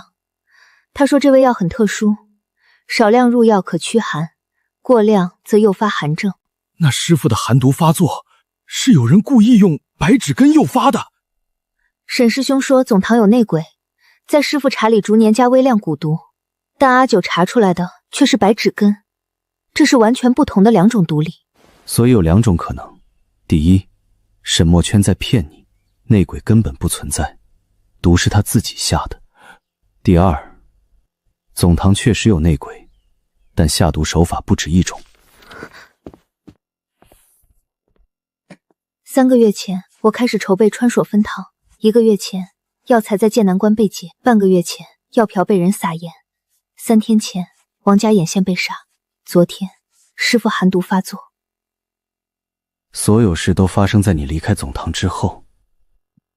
对，说明有人不希望在总堂动手，所以引我出来。沈墨圈的出现恰好在你离开总堂之后。但沈师兄说是他在引我出来，他说他是为了让我离开总堂，让内鬼暴露。如果他说的是真的，那内鬼确实暴露了。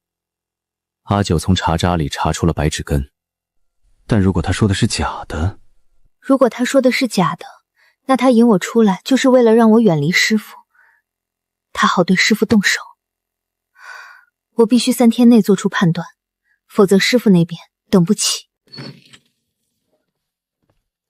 陈玄查到了这15年在川蜀的行迹，他在川蜀开了一家小医馆，但医馆3年前关门了。关门之后，他去了一个地方。什么地方？王家药庄。他在王家药庄做了2年的药材顾问。王洪文那批截获的人，药性分辨的手艺，很可能就是他教的。他在给王家做事，那他说我的人只截获不杀人。如果他教了王家的人用毒，那王家杀人的手法就是他的手艺。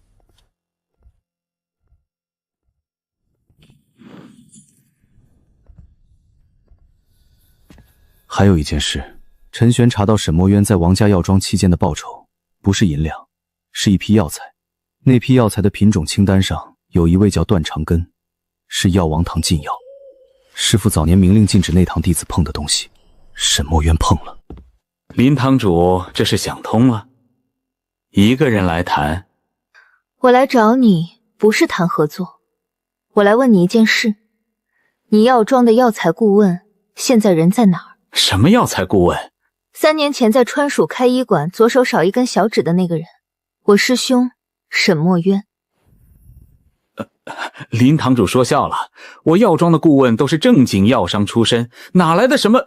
王洪文，你劫我药王堂的货，毁我药铺，买凶杀人，证据我都握着。但今天我不跟你算这些账，我只问你，沈墨圈现在在哪儿？师妹，你不该来。你果然在王家药庄。我在王家药庄待了2年，是为了查一件事。王洪文背后不止一个人，有一批西域来的毒药，通过王家药庄的渠道流入中原。那批毒药的配方，跟药王谷的禁药库里的东西一模一样。所以你在查西域毒药的流入渠道？对，我之所以不能回总堂，是因为那批毒药的终端客户是总堂里的人，有人把禁药从药王谷偷出来，卖给西域毒商，再让王家药庄分销回中原。你为什么不早告诉我？因为我不确定你在不在那个链条上。那你现在确定了吗？确定了。你查剑门关结案，查药铺投盐，查师傅茶渣里的白纸根，每一件事你都在往深处挖链条的人，不可能是链条上的人。那你告诉我，总堂里那个偷禁药的人是谁？我不能说名字，但我可以给你一件东西。3个月前从总堂发出的一批料材清单，上面有9种药，其中7种是药王谷禁药，签收人是王家的一个分支商号。白纸根不是禁药，但10斤白纸根配上其他禁药的配方，足够让一个人寒毒发作后看似旧疾疲乏，查不出真凶。他们发现我了，师妹，现在跑，我等候。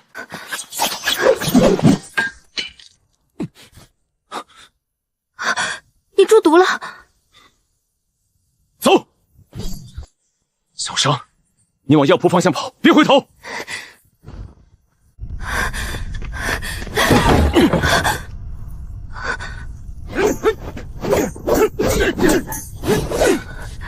师兄，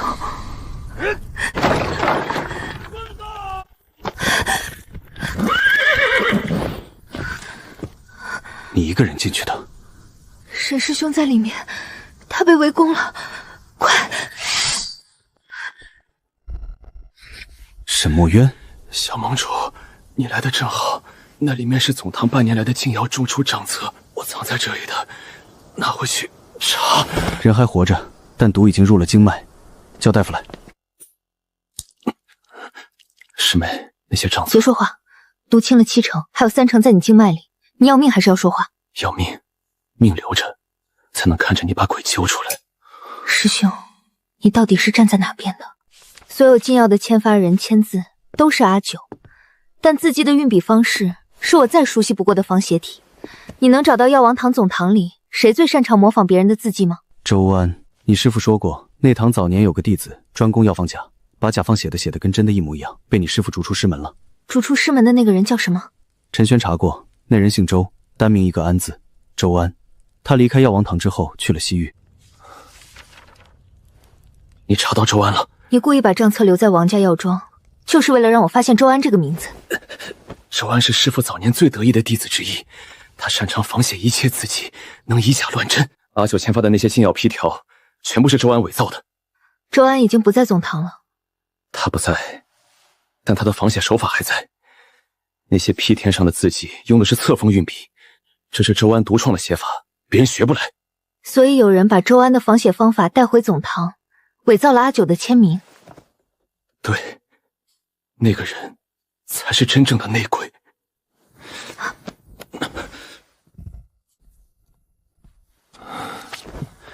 这些禁药从总堂流出后分了3路，一路到王家药庄，一路到西域毒商，还有一路到北境。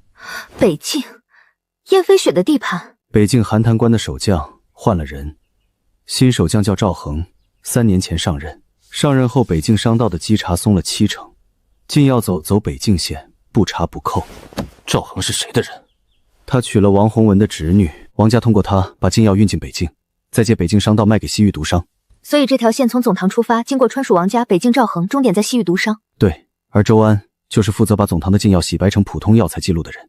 他虽然不在总堂了，但他的洗药手法还在被用。飞哥传书给燕飞雪，让他查赵恒在北境的商道记录，尤其是近半年经他手放行的药材清单。你怀疑赵恒也在链条里？如果赵恒只是松了稽查，那他还算被动；但如果他主动让进入过关，那他就是链条的一环。那你打算怎么处理总堂那边的内鬼？不回总堂，我在川蜀继续开分堂，把所有的牌都摊在桌面上。内鬼既然想让药王堂倒，那我就让药王堂越做越大，大到他沉不住气，自己跳出来。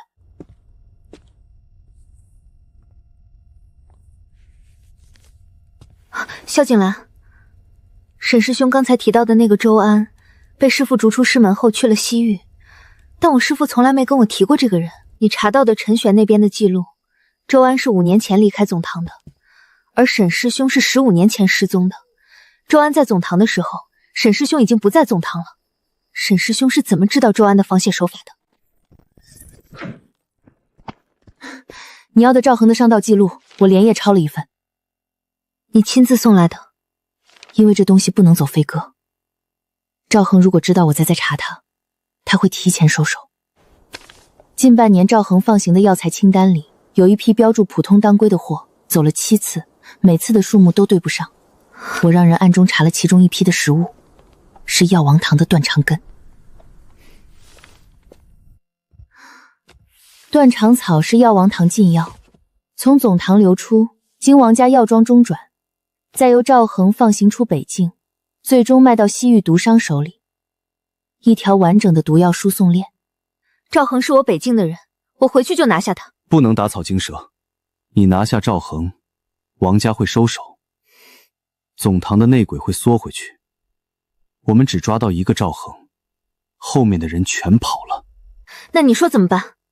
让赵恒再放一批货，我们在北境关口设伏，人赃并获，然后顺藤摸瓜，把王家、总堂内鬼、西域毒商全部引出来。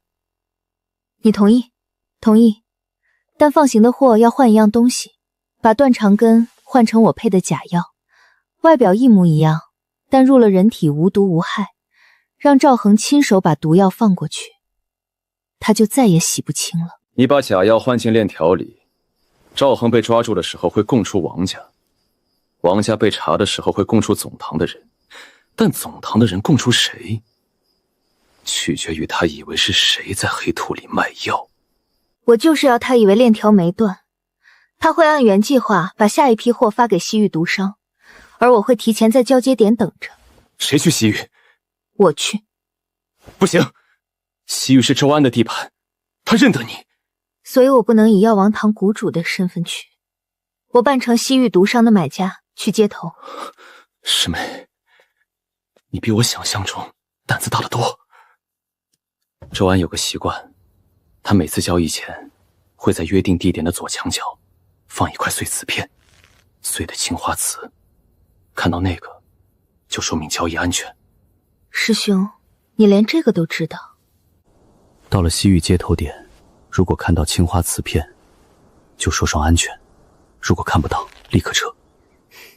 你说了7遍了。因为我不放心你一个人去。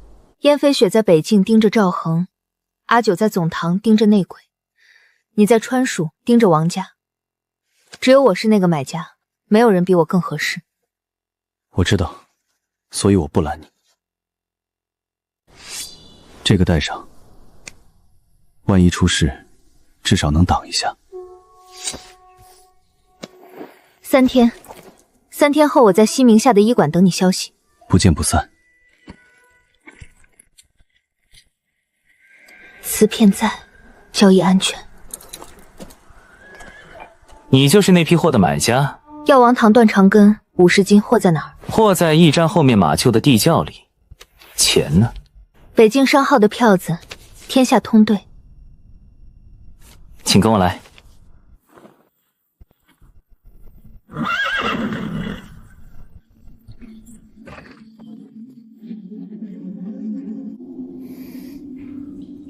货没问题，我验过了。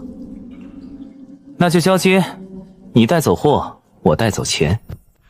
你带了人来？没有。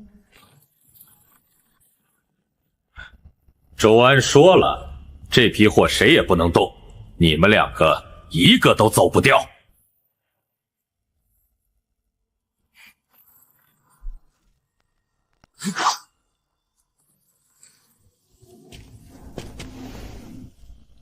你比我想象中来得快。药王堂内堂的旧袍，15年前的制式，你一直穿着它。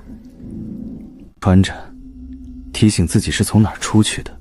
你出去之后，用内堂的手法洗禁药，伪造批条，做空药王堂的账。你穿着这身袍子做这些事，是想证明药王堂本来就不干净。不是证明药王堂不干净，是证明你师父不干净。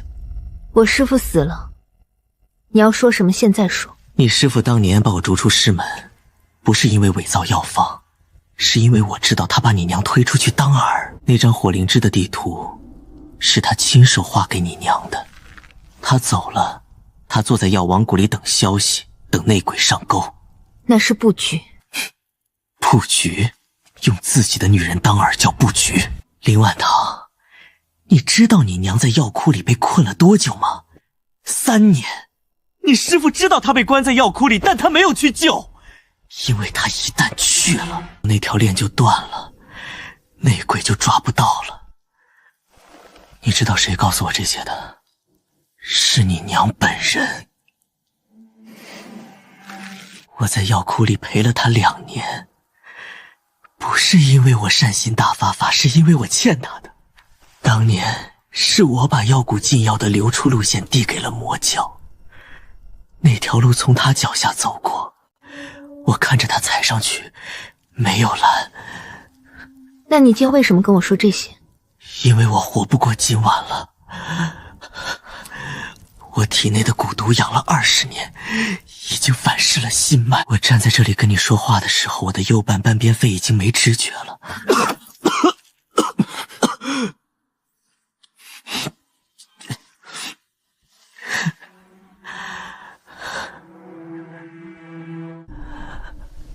我这些年做的事，洗禁药、伪造批条，串通王家引你来西域，没有一件是为了活命。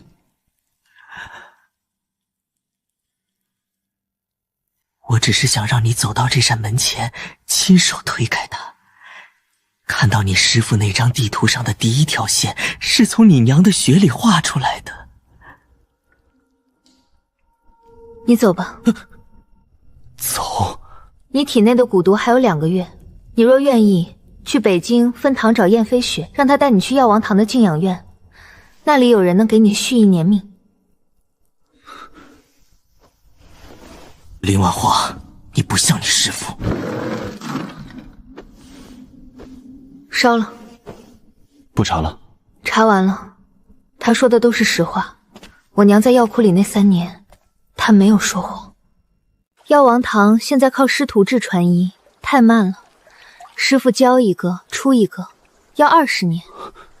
若有学府，每年教50人，10年后就是500个大夫。你想建医馆学府？不是医馆，是学府，不止看病，更教人看病，教认药，教诊脉，教方剂，教蛊毒辨识，教九转还魂草的种植，所有药王堂有的都教。这比开分堂的动静大多了。我知道，但我这辈子经历过的事，让我明白一件事：医术不怕传，怕没人传。你知道我为什么30年不传你蛊术？不是我舍不得，是我怕你学了乱用。我明白。但你现在想建学府，教所有人，你不怕教出几个坏人？怕。但比起怕坏人学会，我更怕好人想学的时候没地方学。你比你娘有胆量。建吧，我这把老骨头还能帮你撑几年。学府要建多大？至少能容200人同时上课，分讲堂、药铺、诊室、宿舍、藏书阁5个部分，缺一不可。地呢？今天看的那片谷地300亩，够用。钱呢？药王堂这几年的收入够，若不够，我还有护国医圣的俸禄。不够的话，我添。你添什么？盟主府的库房这几年存了不少，反正用不着，给你建学府正好。你就不怕我把你的库房花光了？花光了，我去赚。反正我老婆是护国医圣，我不怕。药王堂主林婉堂亲戚，西域独一门门主屠兄，闻中原药王堂以万毒解称外医道，特携门下弟子赴中原，邀贵堂于3月后在此地比试医术。若贵堂胜，独一门从此不入中原；若独都门胜，药王堂府让与毒迷封堂退隐。屠九幽30年前与慎郡王有过书信往来，是西域毒术第一人。当年慎王誉王想招揽他，他没来。如今慎王元已死，他却来了。谷主，他们会不会是冲着9转还魂草来的？冲什么都好，来者不善。但战术以下，药王堂不能不接。独一门在西域经营100年，门下弟子遍布36国。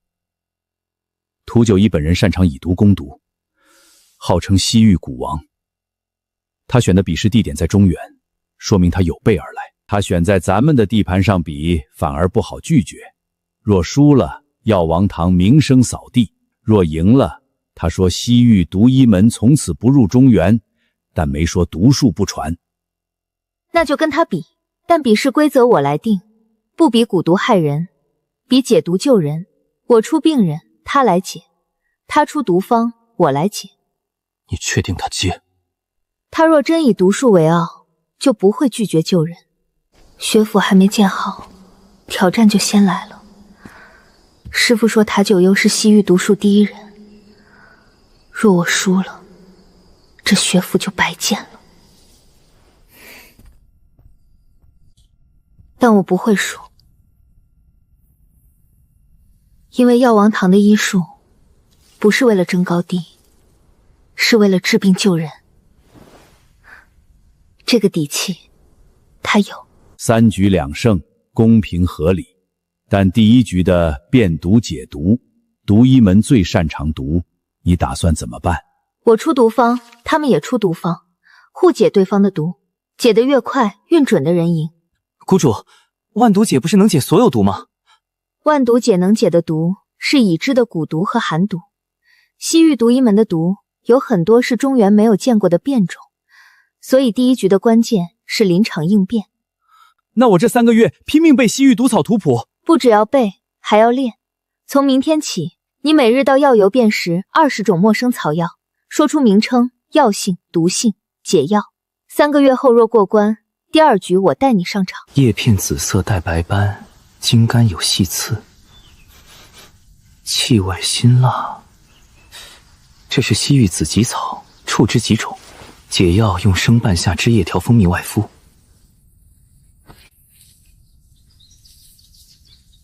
这株不认识，叶片形状像南姜蓉的苦藤，但颜色偏黄，气味也不同。得去翻师傅的西域药典。谷主，我刚才在药谱里见到一株没认出来的草，叶片偏黄，茎感稀软，气味微甜带苦。拿给我看。这是黄藤果的枝条，西域特有，果实成熟后晒干磨粉，可做麻醉剂，单独用无毒，但若与南疆的乌头粉混用，就成了剧毒。独一门很可能用这种组合做第一局的毒方。那我们怎么解？用青盐中和，青盐能让黄藤果的药性失效，同时压制乌头粉的毒性。记住这个方子。记住了。3个月后，这孩子就要上真正的战场了。他现在还小，但总会长大的。第一局辨毒解毒，我出3味毒，你解；你出3味毒，我解。以毒发到解清的时间成长短分胜负。可以。第一味绿骨散，西域5步蛇毒加7叶蝎尾粉，你有1炷香时间辨出并配制解药。5步蛇毒加7叶蝎尾粉，但还掺了白芷膏做眼味剂。眼味剂本身无毒，但会让常规解药失效。1炷香未过半，你赢了这一味。第2位，该你解我的毒了。黄藤果加乌头粉，哼，小丫头，你倒是会挑。黄藤果用青盐可解，但乌头粉遇青盐反而毒性加重。你方才教人用青盐，错了，要用甘草汁调和。甘草解蜈蚣之毒，同时中和黄藤果。屠门主，你用的是甘草汁，但甘草汁解乌头需3剂，耗时半个时辰。若用金银花露加10蜜，1剂即解，不到1盏茶。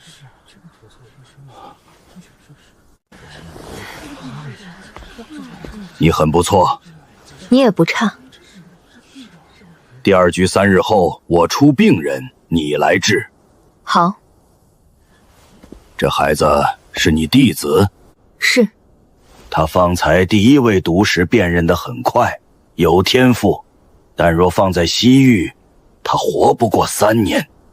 他活在中原，在我药王堂，所以他会活得很好。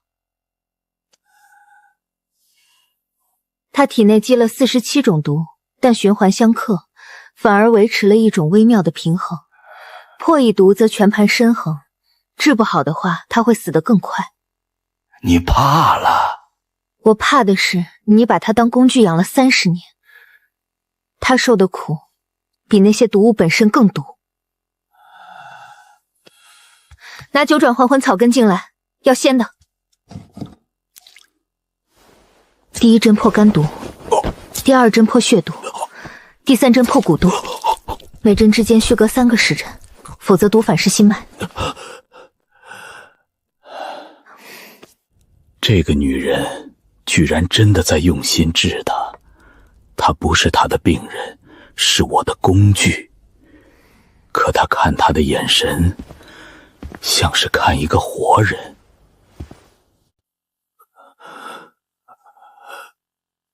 你是谁？我是治你病的大夫，你体内的毒已清了7成，剩下的3成需要调理半年。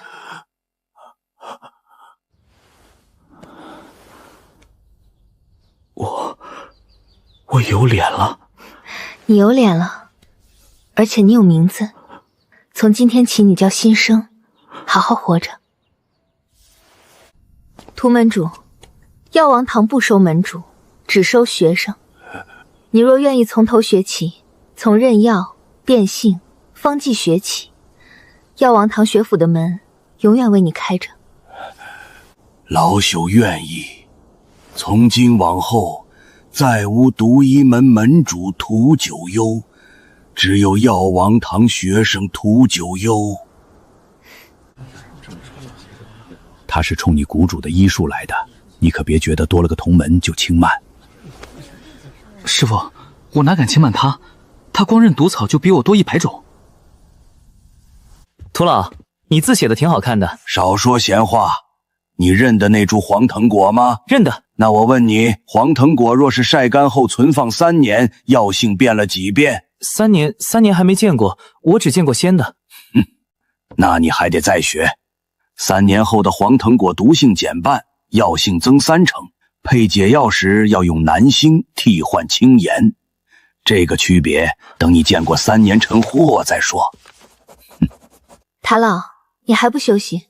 我这辈子第1次发现，书里的字不只是用来记毒方，还能记治人的方子，看不完。不急，你留在学府，想什么时候看都行。林堂主，你今天在广场上收我的时候说的那番话，是真心还是做给外人看？真心。我看过你的毒人，你养了他30年却没让他死。你若真拿人不当人，他活不到今天。你只是不知道该怎么救人。你说对了，我只会毒不会治，但你治了他之后，原来把一个人从死拉过来的感觉，比中毒痛快100倍。那你就留下，慢慢学。今天第1课，不讲方剂，不讲草药，先讲一字：救。药王堂存在的全部意义，就这1个字。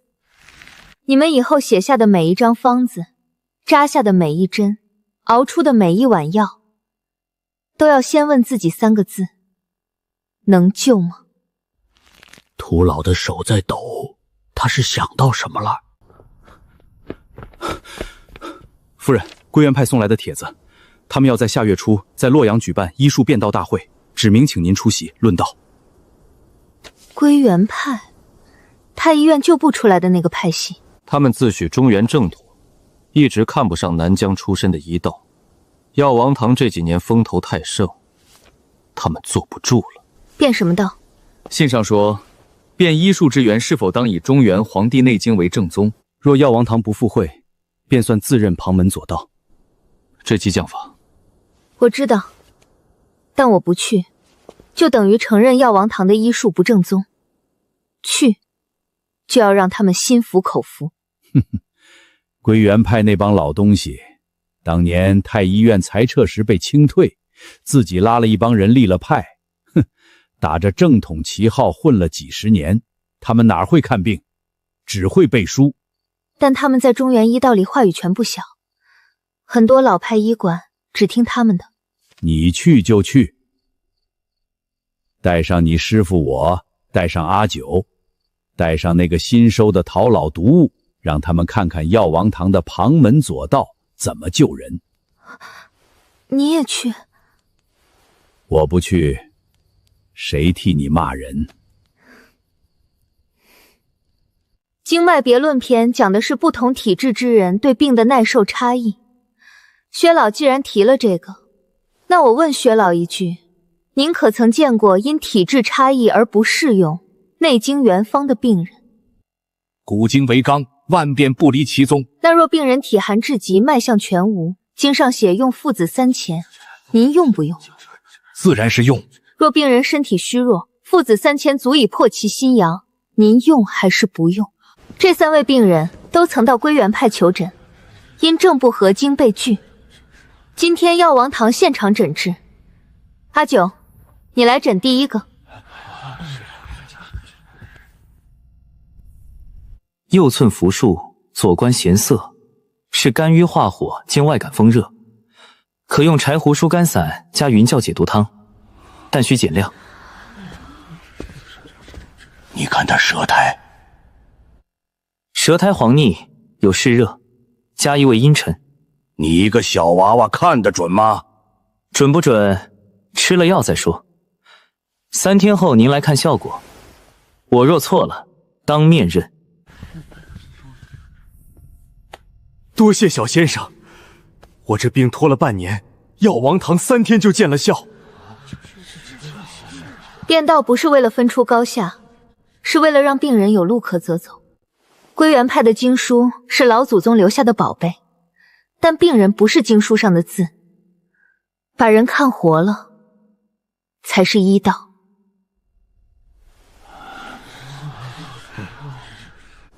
你当年从太医院跑了，躲进南疆，害得我以为你死了。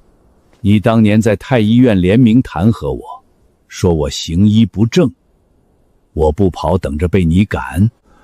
我那是一时糊涂了一辈子。不过你今天能来，说明还没糊涂到家。老东西，你收了个好徒弟，比我那些不肖子语强10倍。那是自然。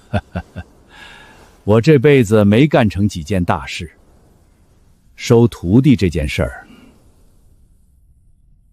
我赢了。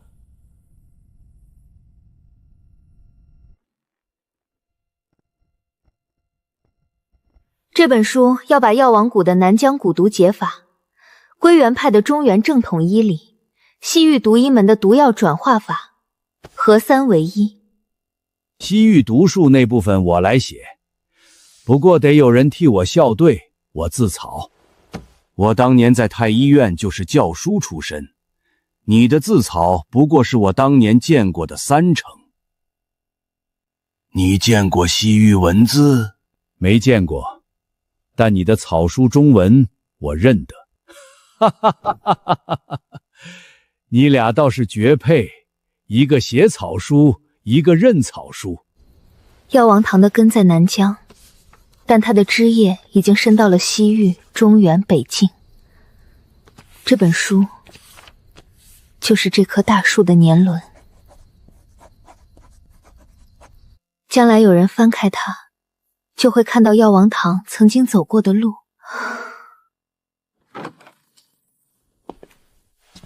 又是一夜没睡，快了，就差最后10页。我陪你。这等于建了一个新的太医院，比太医院强。太医院是给宫里看病的，咱们是给天下人看病的。3年制，那我算哪个班的？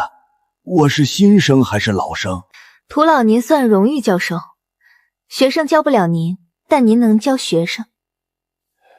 学府不比师徒私校，3年后你们出师，我不叫你们弟子，叫你们大夫。大夫唯一的职责就是治病救人。你们学的东西越多，肩上担子越重。你们的学籍编号从济世堂第1号开始。阿九少堂主，你16岁就出师了，咱们药王堂头一个。你别叫我少堂主，叫我阿九就行。我还没正式拿到令牌呢。令牌不令牌的无所谓，您能考第1，以后咱们班出去也脸上有光。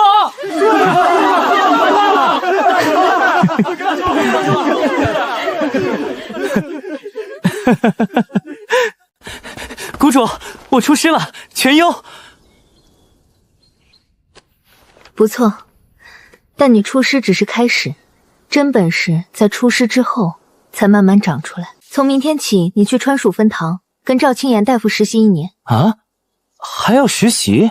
这是谷主的印，你拿好。从今天起，药王堂的谷主是你了。有什么事儿拿不定主意的，可以问你谷主姐。现在该叫荣誉谷主了。师父，我还小。你16了，你谷主姐16的时候已经单独进山采药了。行了，别磨叽，接过去。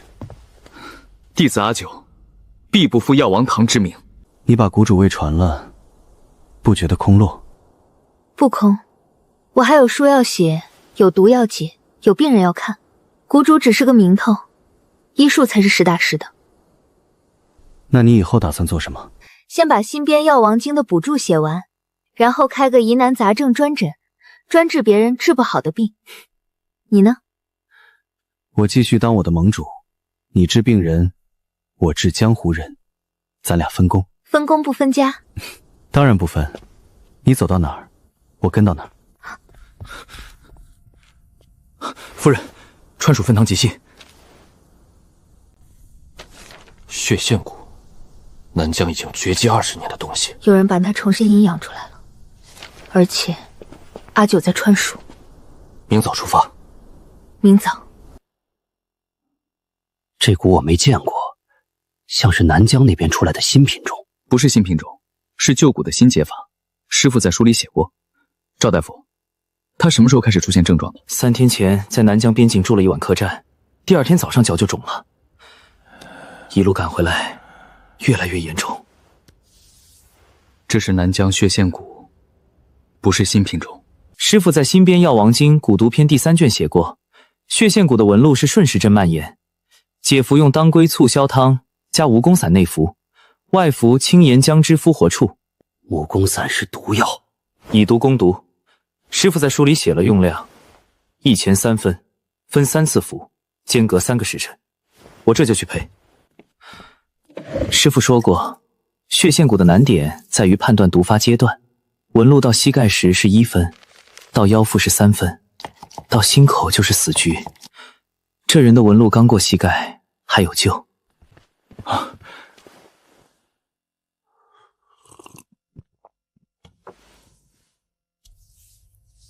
有效了。3个时辰后再服第2次，3天内纹路消退到脚踝以下，就算清干了。小先生，你救了我的命。不是我救了你，是我师父写的书救了你。谷主姐，我今天治了一个血线蛊的病人，用的方子是您写在新编《药王经》里的，病人好了。赵大夫说我出师了，但我心里清楚，要不是您教我的那些，我连蛊虫长什么样都不知道。我继续实习，您别担心。治好了就好好写病案，下次遇到同样情况，你的病案就是别人的教材。另外，你写的信错别字太多，罚抄《药王经》第3卷10遍。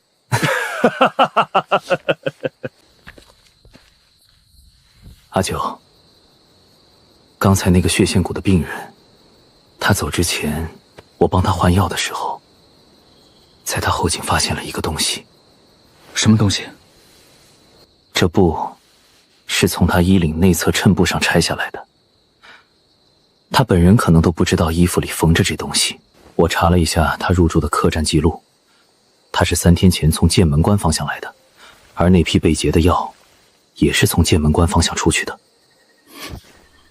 有人在用病人当信使，而且只选我们治好了的病人。他们把东西缝在病人衣服里，病人自己不知道，但东西会被带进分堂。这件事不要告诉别人，我明天一早飞鸽传书给谷主姐。另外，明天开始，所有来诊的病人换药时都要检查衣物内衬。好。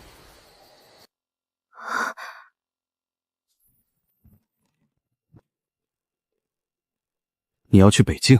燕飞雪从来不求人，她写信求孕妇，说明真的扛不住了。我陪你去。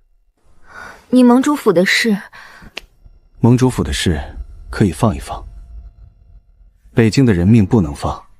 半个时辰后出发。半个时辰，高热水泡，7日内衰竭而亡。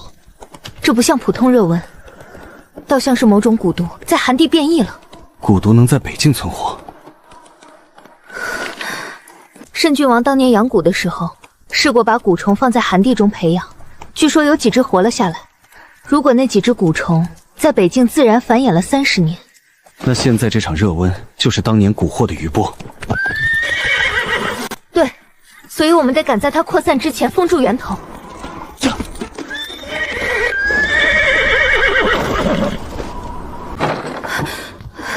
你总算来了，里面3个大夫都躺下了，还剩一个撑着，也快撑不住了。我进去，你自己小心。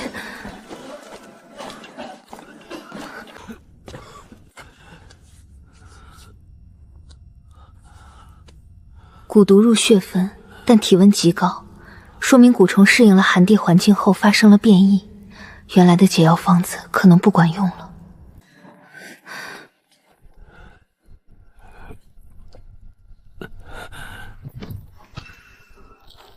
难道真的没有别的办法了吗？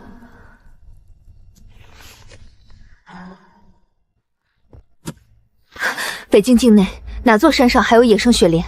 寒潭关后有一座无人敢进的冰峰，据说峰顶有1000年雪莲。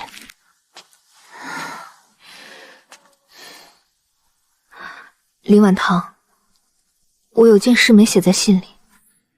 你说，第一个染病的大夫不是在外面染上的。他3天前巡查北境商烙时，在寒潭关的驿站里喝过一碗茶，那碗茶是他自己带的茶叶，水是驿站烧的，但我查了驿站的水缸，水没问题。那你查了什么有问题？查了他自己带的茶叶，茶叶里被人掺了东西，磨成粉的骨卵，遇热水激活，3天后发作。茶叶是他在哪儿买的？他说是川蜀分堂寄来的，信上写给北京分堂的冬季驱寒茶。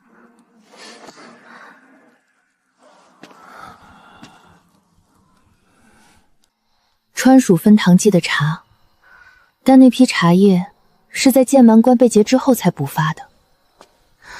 劫货的人知道药王堂的药材会被劫，所以提前在茶叶里动了手。你的意思是，有人在剑门关劫货之前，就已经在北京布置好了。劫货是障眼法，真正要动的是北京分堂的人。你现在做的第一件事，把北境分堂所有从川蜀运来的物资全部封存，一件都不许动。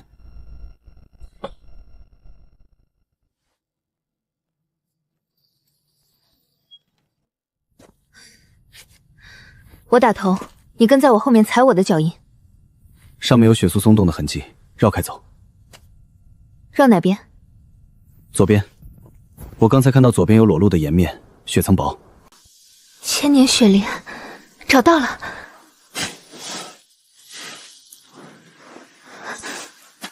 踩完快走，血层不太稳。好。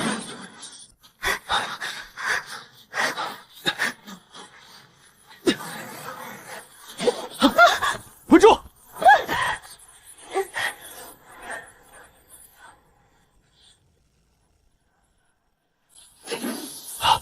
万堂，林万堂，雪莲，雪莲在，药楼我护住了，你别说话，保存体力。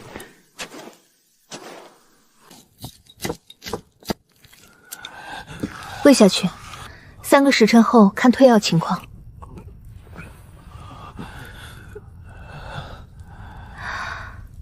成了，北境热温有解了。刚才门房递进来的，没有署名，没有地址，用蜡封在冰装里送来的。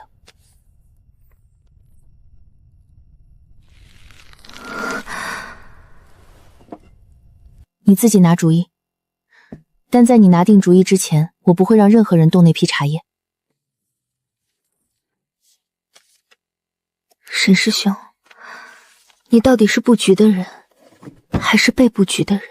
北境特产，补身子的，你喝了。你这几天天天给我送吃的，我都胖了。胖点好，你以前太瘦了，风一吹就倒。真挺好喝的。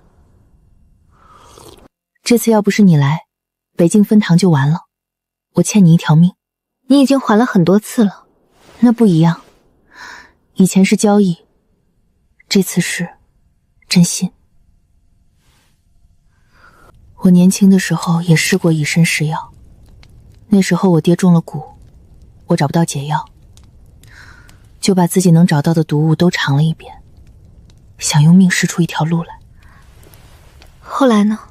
后来差点死了，我爹用半条命换了我半条命，从那以后我就不敢再乱试了。所以你后来那么拼命护着你爹，是因为他救过你？对，他是我唯一的亲人了。以后你不再是一个人了，我知道，有你，有药王堂，有北境分堂，我有很多人了。你手还没好，别削了，我给你弄。你的脚也没好，坐着别动。你削苹果皮比削敌人还费劲。我不常削，你回头教我。我教你？我也不会，都是阿九削给我吃的。那咱俩谁也别嫌弃谁，凑合着吃。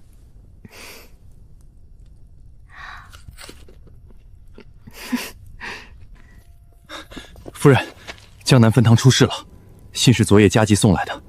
学府地基挖到第2层时，工人挖出一具白骨，仵作验过，是中毒死的。毒药残留的成分和当年药王谷禁药库的断肠草一模一样。断肠草，江南分堂的地底下怎么会埋着药王谷禁中毒的尸骨？信上还说，有人在地基附近发现了这块东西。30年前的毒，魔教的文规，江南学府的地基之下，有人在等我们动工。夫人的意思是，有人在学府地基下埋了旧账，等我们挖出来，这件事就会变成药王堂学府建于毒尸之上。到时候朝廷一封问罪诏书下来，江南学府他还没开学就得关门。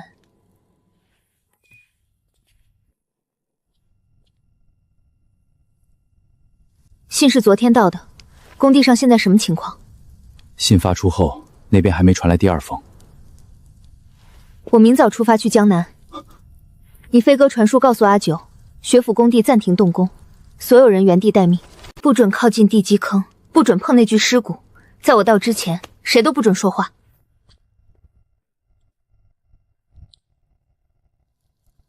你挖到这儿，周安就赢了。谷主姐，我收了一个徒弟，是川蜀分堂门口卖糖葫芦的小孩，他天天蹲在门口看我们诊病，我说一句他就记一句，比那些读了好几年书的还认真。我问他愿不愿意学医，他当场磕了3个头。赵大夫说我太急了，但我觉得好苗子就得早点挖。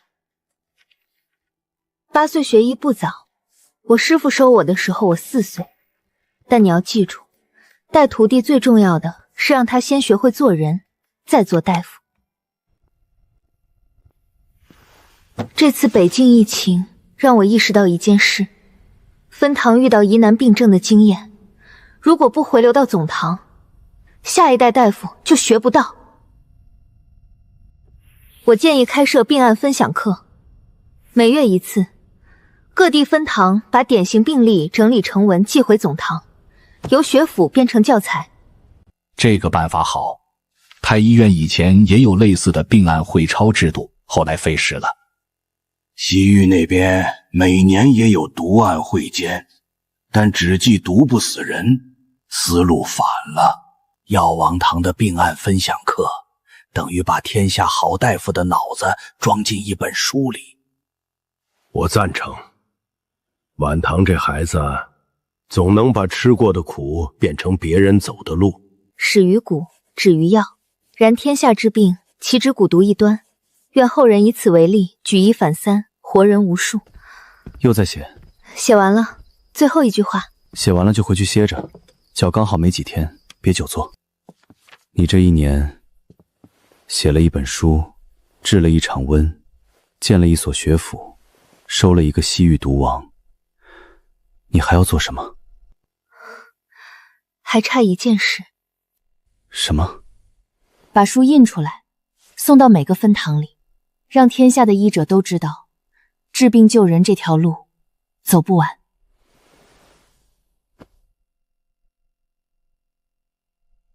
第1号张崇。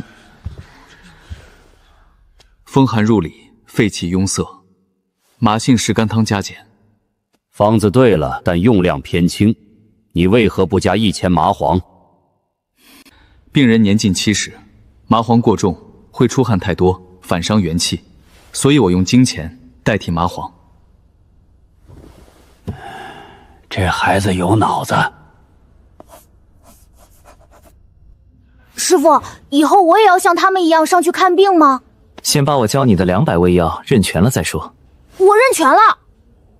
认全是背得出名字，我说的是认全，拿到实物能叫出名字，知道性味，知道禁忌，做到这个再说。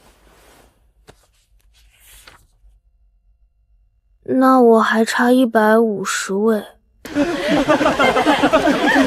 张崇，你太厉害了，假伤，谷主亲笔写上去的。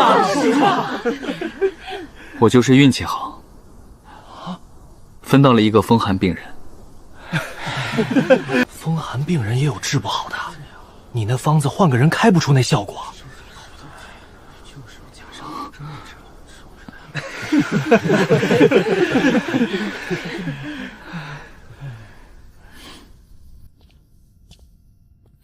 此令可调药王堂所有分堂资源，可巡视各地分堂医政，可罢免不称职分堂主。从今日起，你不仅是药王堂谷主，更是药王堂的执令使。权力越大，责任越重，你当得起来吗？当得起来。药王堂在，我就在；药王堂若倒，我先倒。这小子长大了。师傅在上，弟子栓子愿助药王堂学府，习医济世，终生不渝。你今年几岁？8岁。8岁不小了，你跪了这一跪，以后就不是卖糖葫芦的栓子了，是药王堂的弟子。学医苦，不能怕累；学医难，不能怕错。你能做到吗？能做到。从今天起，你是药王堂学府第2届预科生，好好跟你师父学，别辜负他给你磕的3个头。写了几位了？37位。师傅，我能问个事儿吗？说。你当年是怎么记住那么多药名的？我师傅就是你谷主师叔，让我每天认20位，认不全不许吃饭。我饿了3天，就全记住了。那我也饿3天。我骗你的，我用了半年才认全，慢慢来，不着急。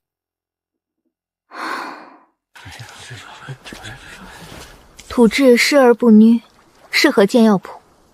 水是活水，可以用作药田灌溉。林堂主，若您选定此地，草民愿捐300亩地做学府基址。我捐建堂银5000两，我负责石材木材。诸位好意，我心领了。但药王堂建学府有一条原则：不收地，不收钱。学府的基址，药王堂自己买；建材，药王堂自己筹。诸位若真想帮，待学府建成后，把你们的子弟送来读书就行。你不收他们的钱，他们反而更敬你。收了钱就有欠人情。药王堂的学府必须干干净净，不沾商利。那你建学府的钱从哪儿来？药王堂总堂的积累，加上新编药王经的板针，够用。不够的话，我还有护国医圣的俸禄。还是那句老话，不够我添。你每次都说这句，因为这句话永远管用。江南水乡自古出文人，今日起也出医者。药王堂的路从这湖边上岸了。药王堂江南学府，师傅，以后我长大了能来江南学府教书吗？你先把自己教好再说。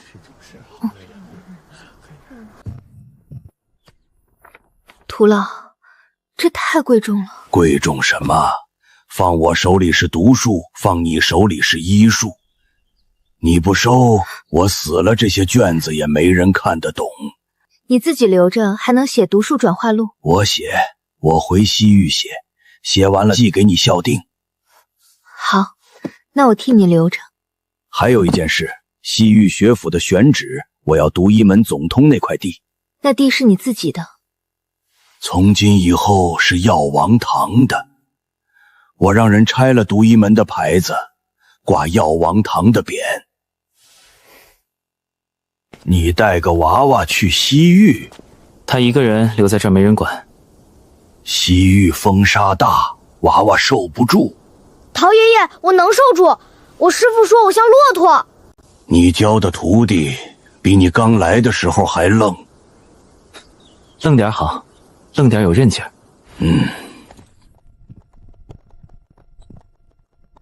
你不怕涂老回去又改了主意？他若是那种人，就不会把一辈子的毒术笔留给我。他改了。一个人从毒术走向医术，最难的不是技术，是心。他心已经变了。那你接下来呢？把江南学府建起来，等西域的来信，然后把药王堂的规矩写成书，让后人就算没有我们在，也能照着走。你当年在学府收我的时候，我没想到有这一天。我也没想到，但路是一步一步走出来的。谷主师叔，我在西域学会了骑马，还会认沙漠里的草药。他认了47种沙漠草药，比我强。我当年只认了30种。那你不如你徒弟。行，我认。从寒潭洞到今天，你走了多远？你算过吗？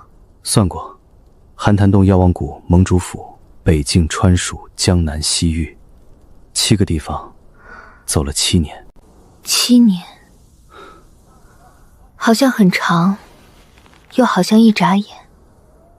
长不长的不重要，重要的是，这7年里，你治了无数人，建了5分学府，写了一本医书，收了一个毒王做学生，培养了一个16岁的谷主。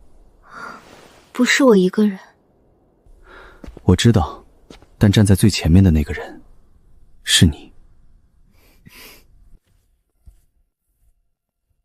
你明天要去。阿月不会无缘无故让我跑一趟。他说一件东西，一定是他拿不定主意的。我陪你去。你明天不是约了36部族的代表谈商道？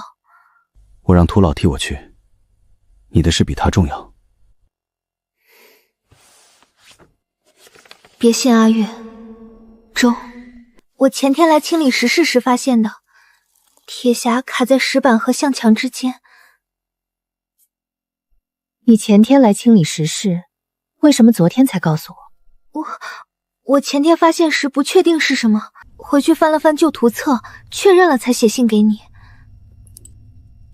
铁匣卡在石板和墙之间，不是你娘留下的，是后来被人塞进去的。这条路和王家、赵恒、西域毒商的链条路线完全一致。什么叫链条路线？有人正在用你娘30年前走通的路反向运毒，从总堂移出禁药，经川蜀王家、北境赵恒、西域毒商，最后迈进36部族。所以我们部族近半年来的那些怪病，不是古物医的自然毒物，是有人在故意投毒。恐怕是毒药卖到西域后，被掺进水源，混入食物，让各部族的人染上不易察觉的慢性毒。然后他们需要解药的时候，就会找上卖毒的人。你娘当年封这条路，就是为了不让西域成为毒药的牧场。现在有人把它挖出来了。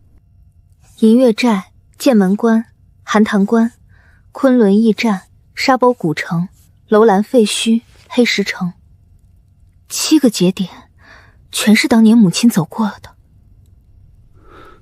周安为什么把这幅地图塞给你？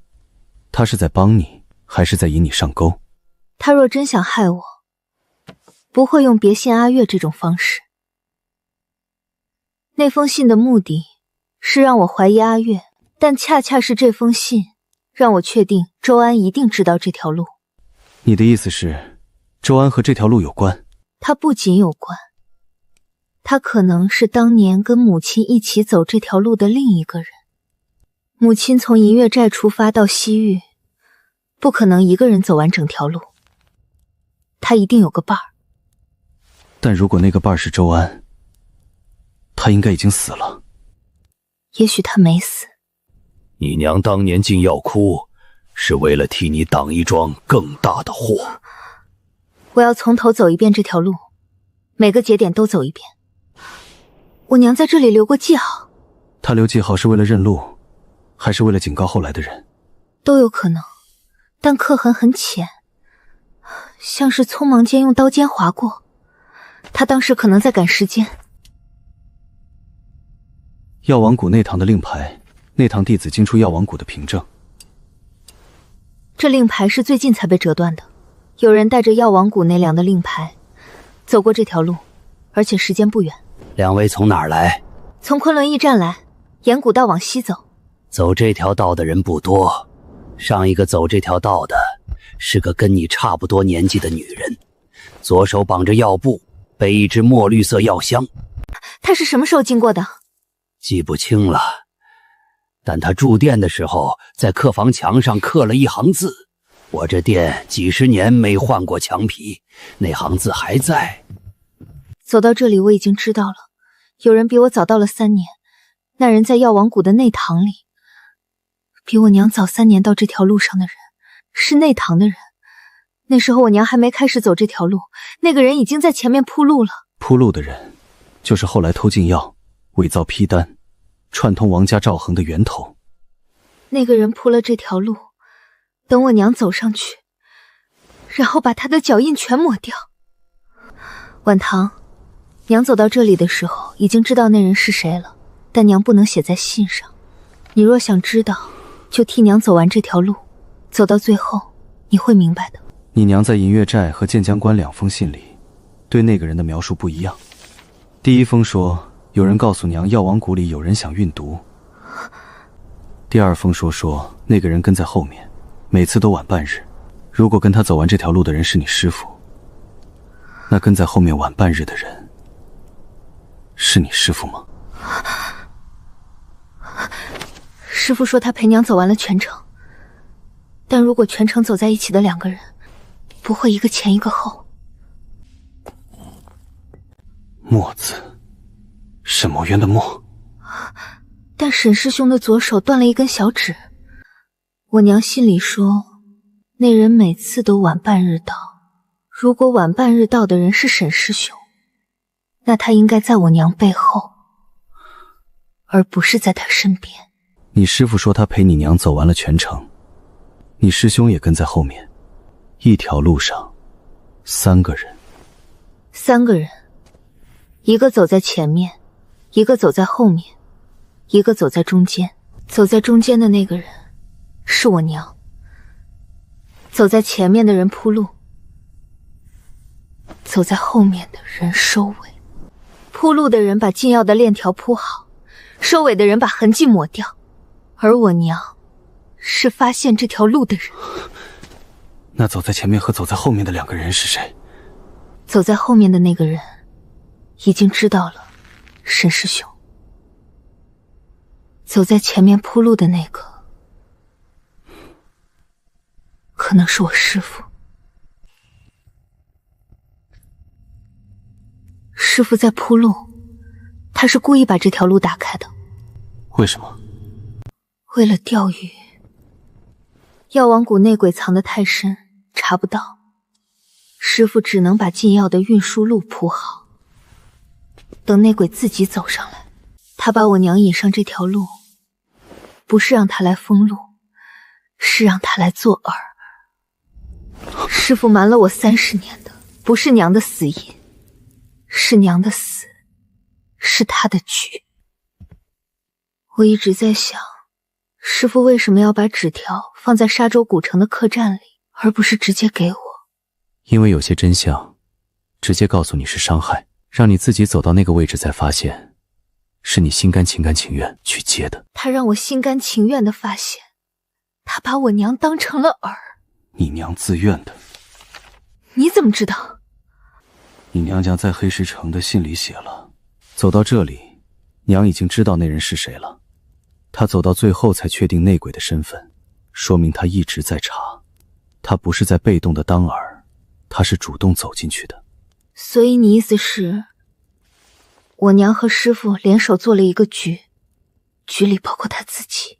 包括他自己，也包括沈墨渊。姑珠姐，总堂那边我查到了一个东西，这枚药匙是周安当年在总堂用过的。师父把它逐出师门后，按理说药尘应该销毁了，但我在内堂药柜最大层的一个暗格里找到了它。那个暗格只有内堂核心弟子才知道。谁告诉你那个暗格的位置？沈师叔，他回总坛后什么都没做，每天就是坐在内堂里看旧药方。有一天他忽然跟我说，你谷主姐在西域查一条路，你帮她找一件东西。内堂药柜底层有一个暗格，里面有一枚药匙，你取了送去给他。他指明要你找这枚药匙。对，他说只有这枚药匙能打开某样东西。这间密室是谁建的？陶老说，学府动工挖地基时发现这间密室，门锁打不开，他以为是古巫医留下的废尸，就没动。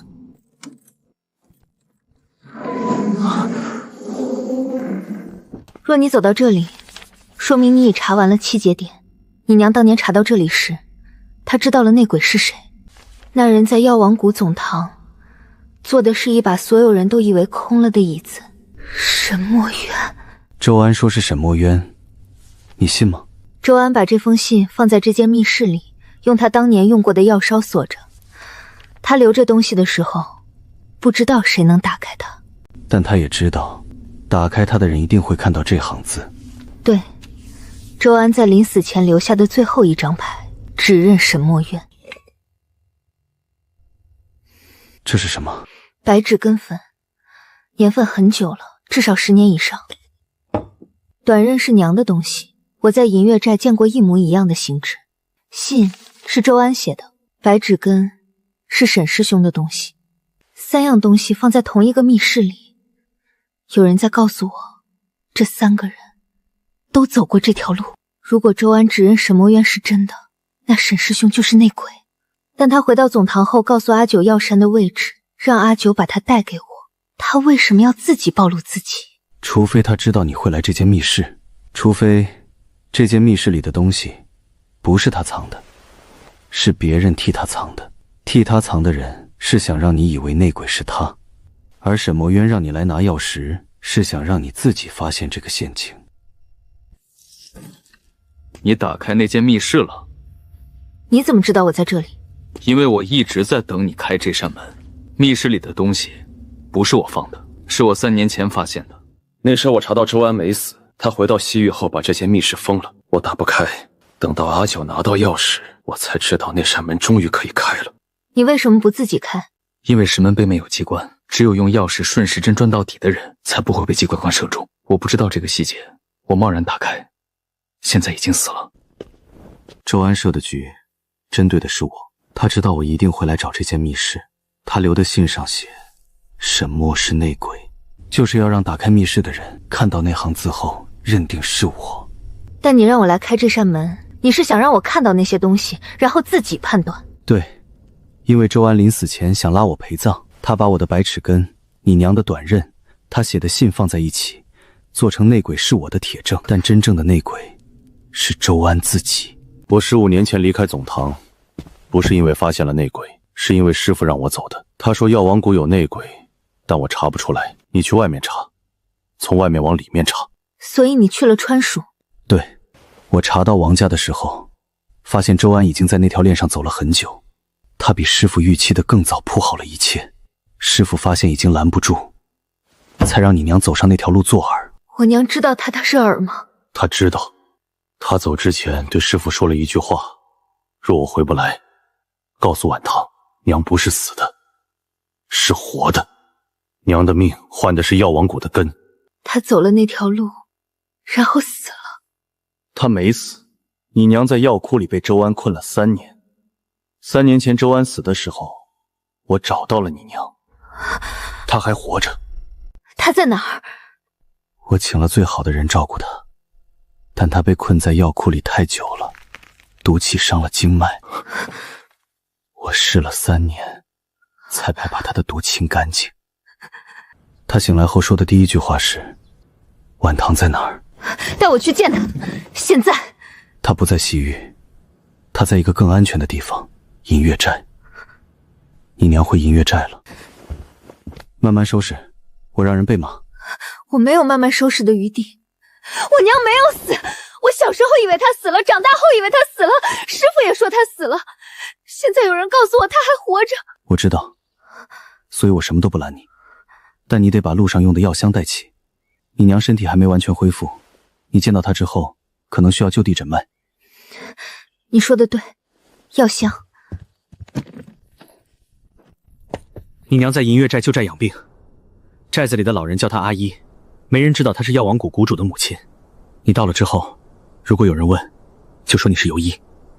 你为什么不早点告诉我？因为他醒过来的时候，你在川蜀断王家的链，在西域查周安的局，我不能让任何消息干扰你。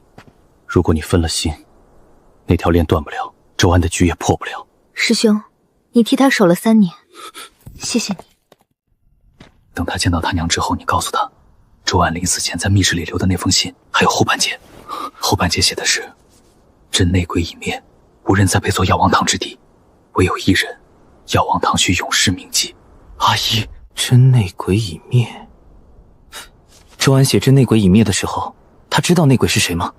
周安到死都不知道，那个人从来没有出现在任何一条链条上。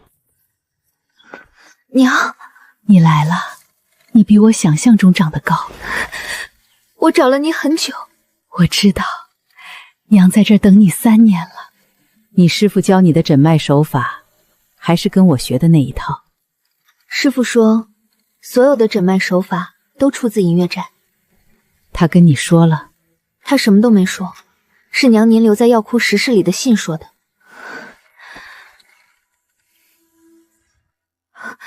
你找到那半枚了？找到了，在楼兰废墟的佛塔里。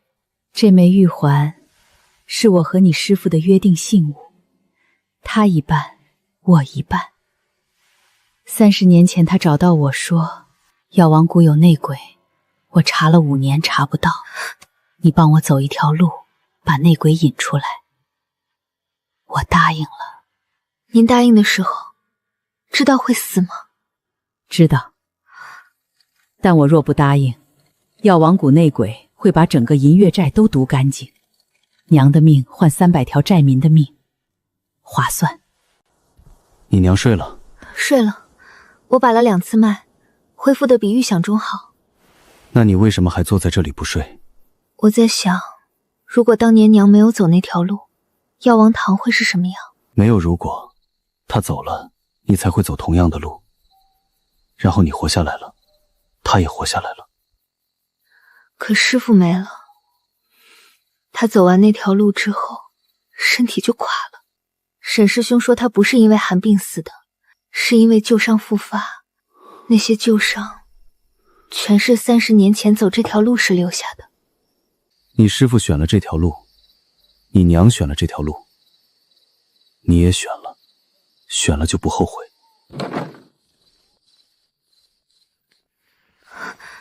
你师父临终前托人带给我的最后一封信，他说告诉万堂，娘回来的那天，药王堂的路就真正走完了。他写这封信的时候，已经知道自己活不过那年冬天了。他把所有的路都铺完，然后就走了。你该回去了，学府那边、分堂那边、西域那边都等着你。我再住2天。2天之后还有2天。你师父当年就是放不下银月寨，才没来得及回药王谷。娘不想你也这样。我以后每个月都来看你。好，娘哪儿也不去，就在这儿晒药、种花，等你。我娘跟我说的最后一句话是：你师父这辈子最骄傲的事，不是建了药王堂，是把你带回来给我。那你呢？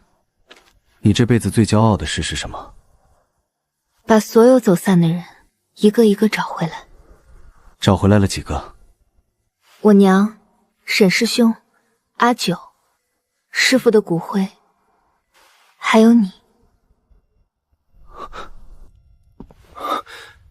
你娘怎么样？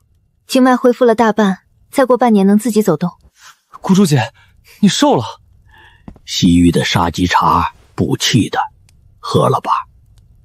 师父走了，娘回来了，链条断了，周安死了，药王堂的路走完了。走完了？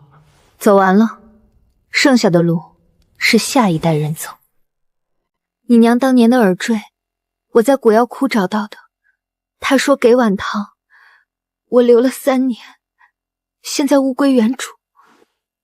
你留着吧，西域古医道学堂需要镇馆之物，你娘替你留了一辈子东西，这次该你替她留着了。林晚堂，你要是早几年开药王堂，我爹的蛊毒不至于拖那么久，现在也不晚。10年前我走进一个山洞，遇见一个寒毒的人，那时候没想到今天会站在这儿，对着100多位医者说话。药王堂的路不是我一个人走的，师父铺了30年，萧景兰挡了所有风雨，阿九接住了传承，你们每一个人都添了一砖一瓦，我娘用命换了这条路不断，我师兄用15年隐忍守住了这条路的尽头。药王堂的灯今天亮到了西域，只要灯还亮着，路就不会断。栓子哥，你当年怎么拜师的？我蹲在川蜀分堂门口卖糖葫芦，你阿九师傅说我是好苗子，就收了。那我也去卖糖葫芦。先把药名认全再说。你治好了我的寒毒，也治好了我的厌女症，你是我的药，你也是我的药。明天你有什么打算？去银月寨，给我娘再诊一次脉，然后回总堂，把师父的骨灰移进药王堂的祠堂，再然后，坐在这屋顶上看下一场烟火。7年后他在我身边睡着，我这一辈子再也不会靠近其他女人，不是因为我讨厌她们，是因为我身边这个已经足够我用一生。那年谷主姐从银月寨回来之后，再也没有提过内鬼2个字。我后来问沈师叔，他沉默了很久才说，内鬼是谁，你谷主姐早就猜到了，但他选了不说，因为那个人已经不在了，而药王堂的根必须干干净净地长下去。你娘气色比上次好多了，她每天自己熬药晒药，还说要帮我把西域学府的药草种子寄过去。你们先自己看看，阿婆马上回来。你就是北境那个燕家丫头，晚堂信里提过你。伯母好。这是银月寨的护身镯，戴上。你帮过晚堂，就是帮过银月寨。谢了。你下次来把2个孩子也带上，我想外孙了。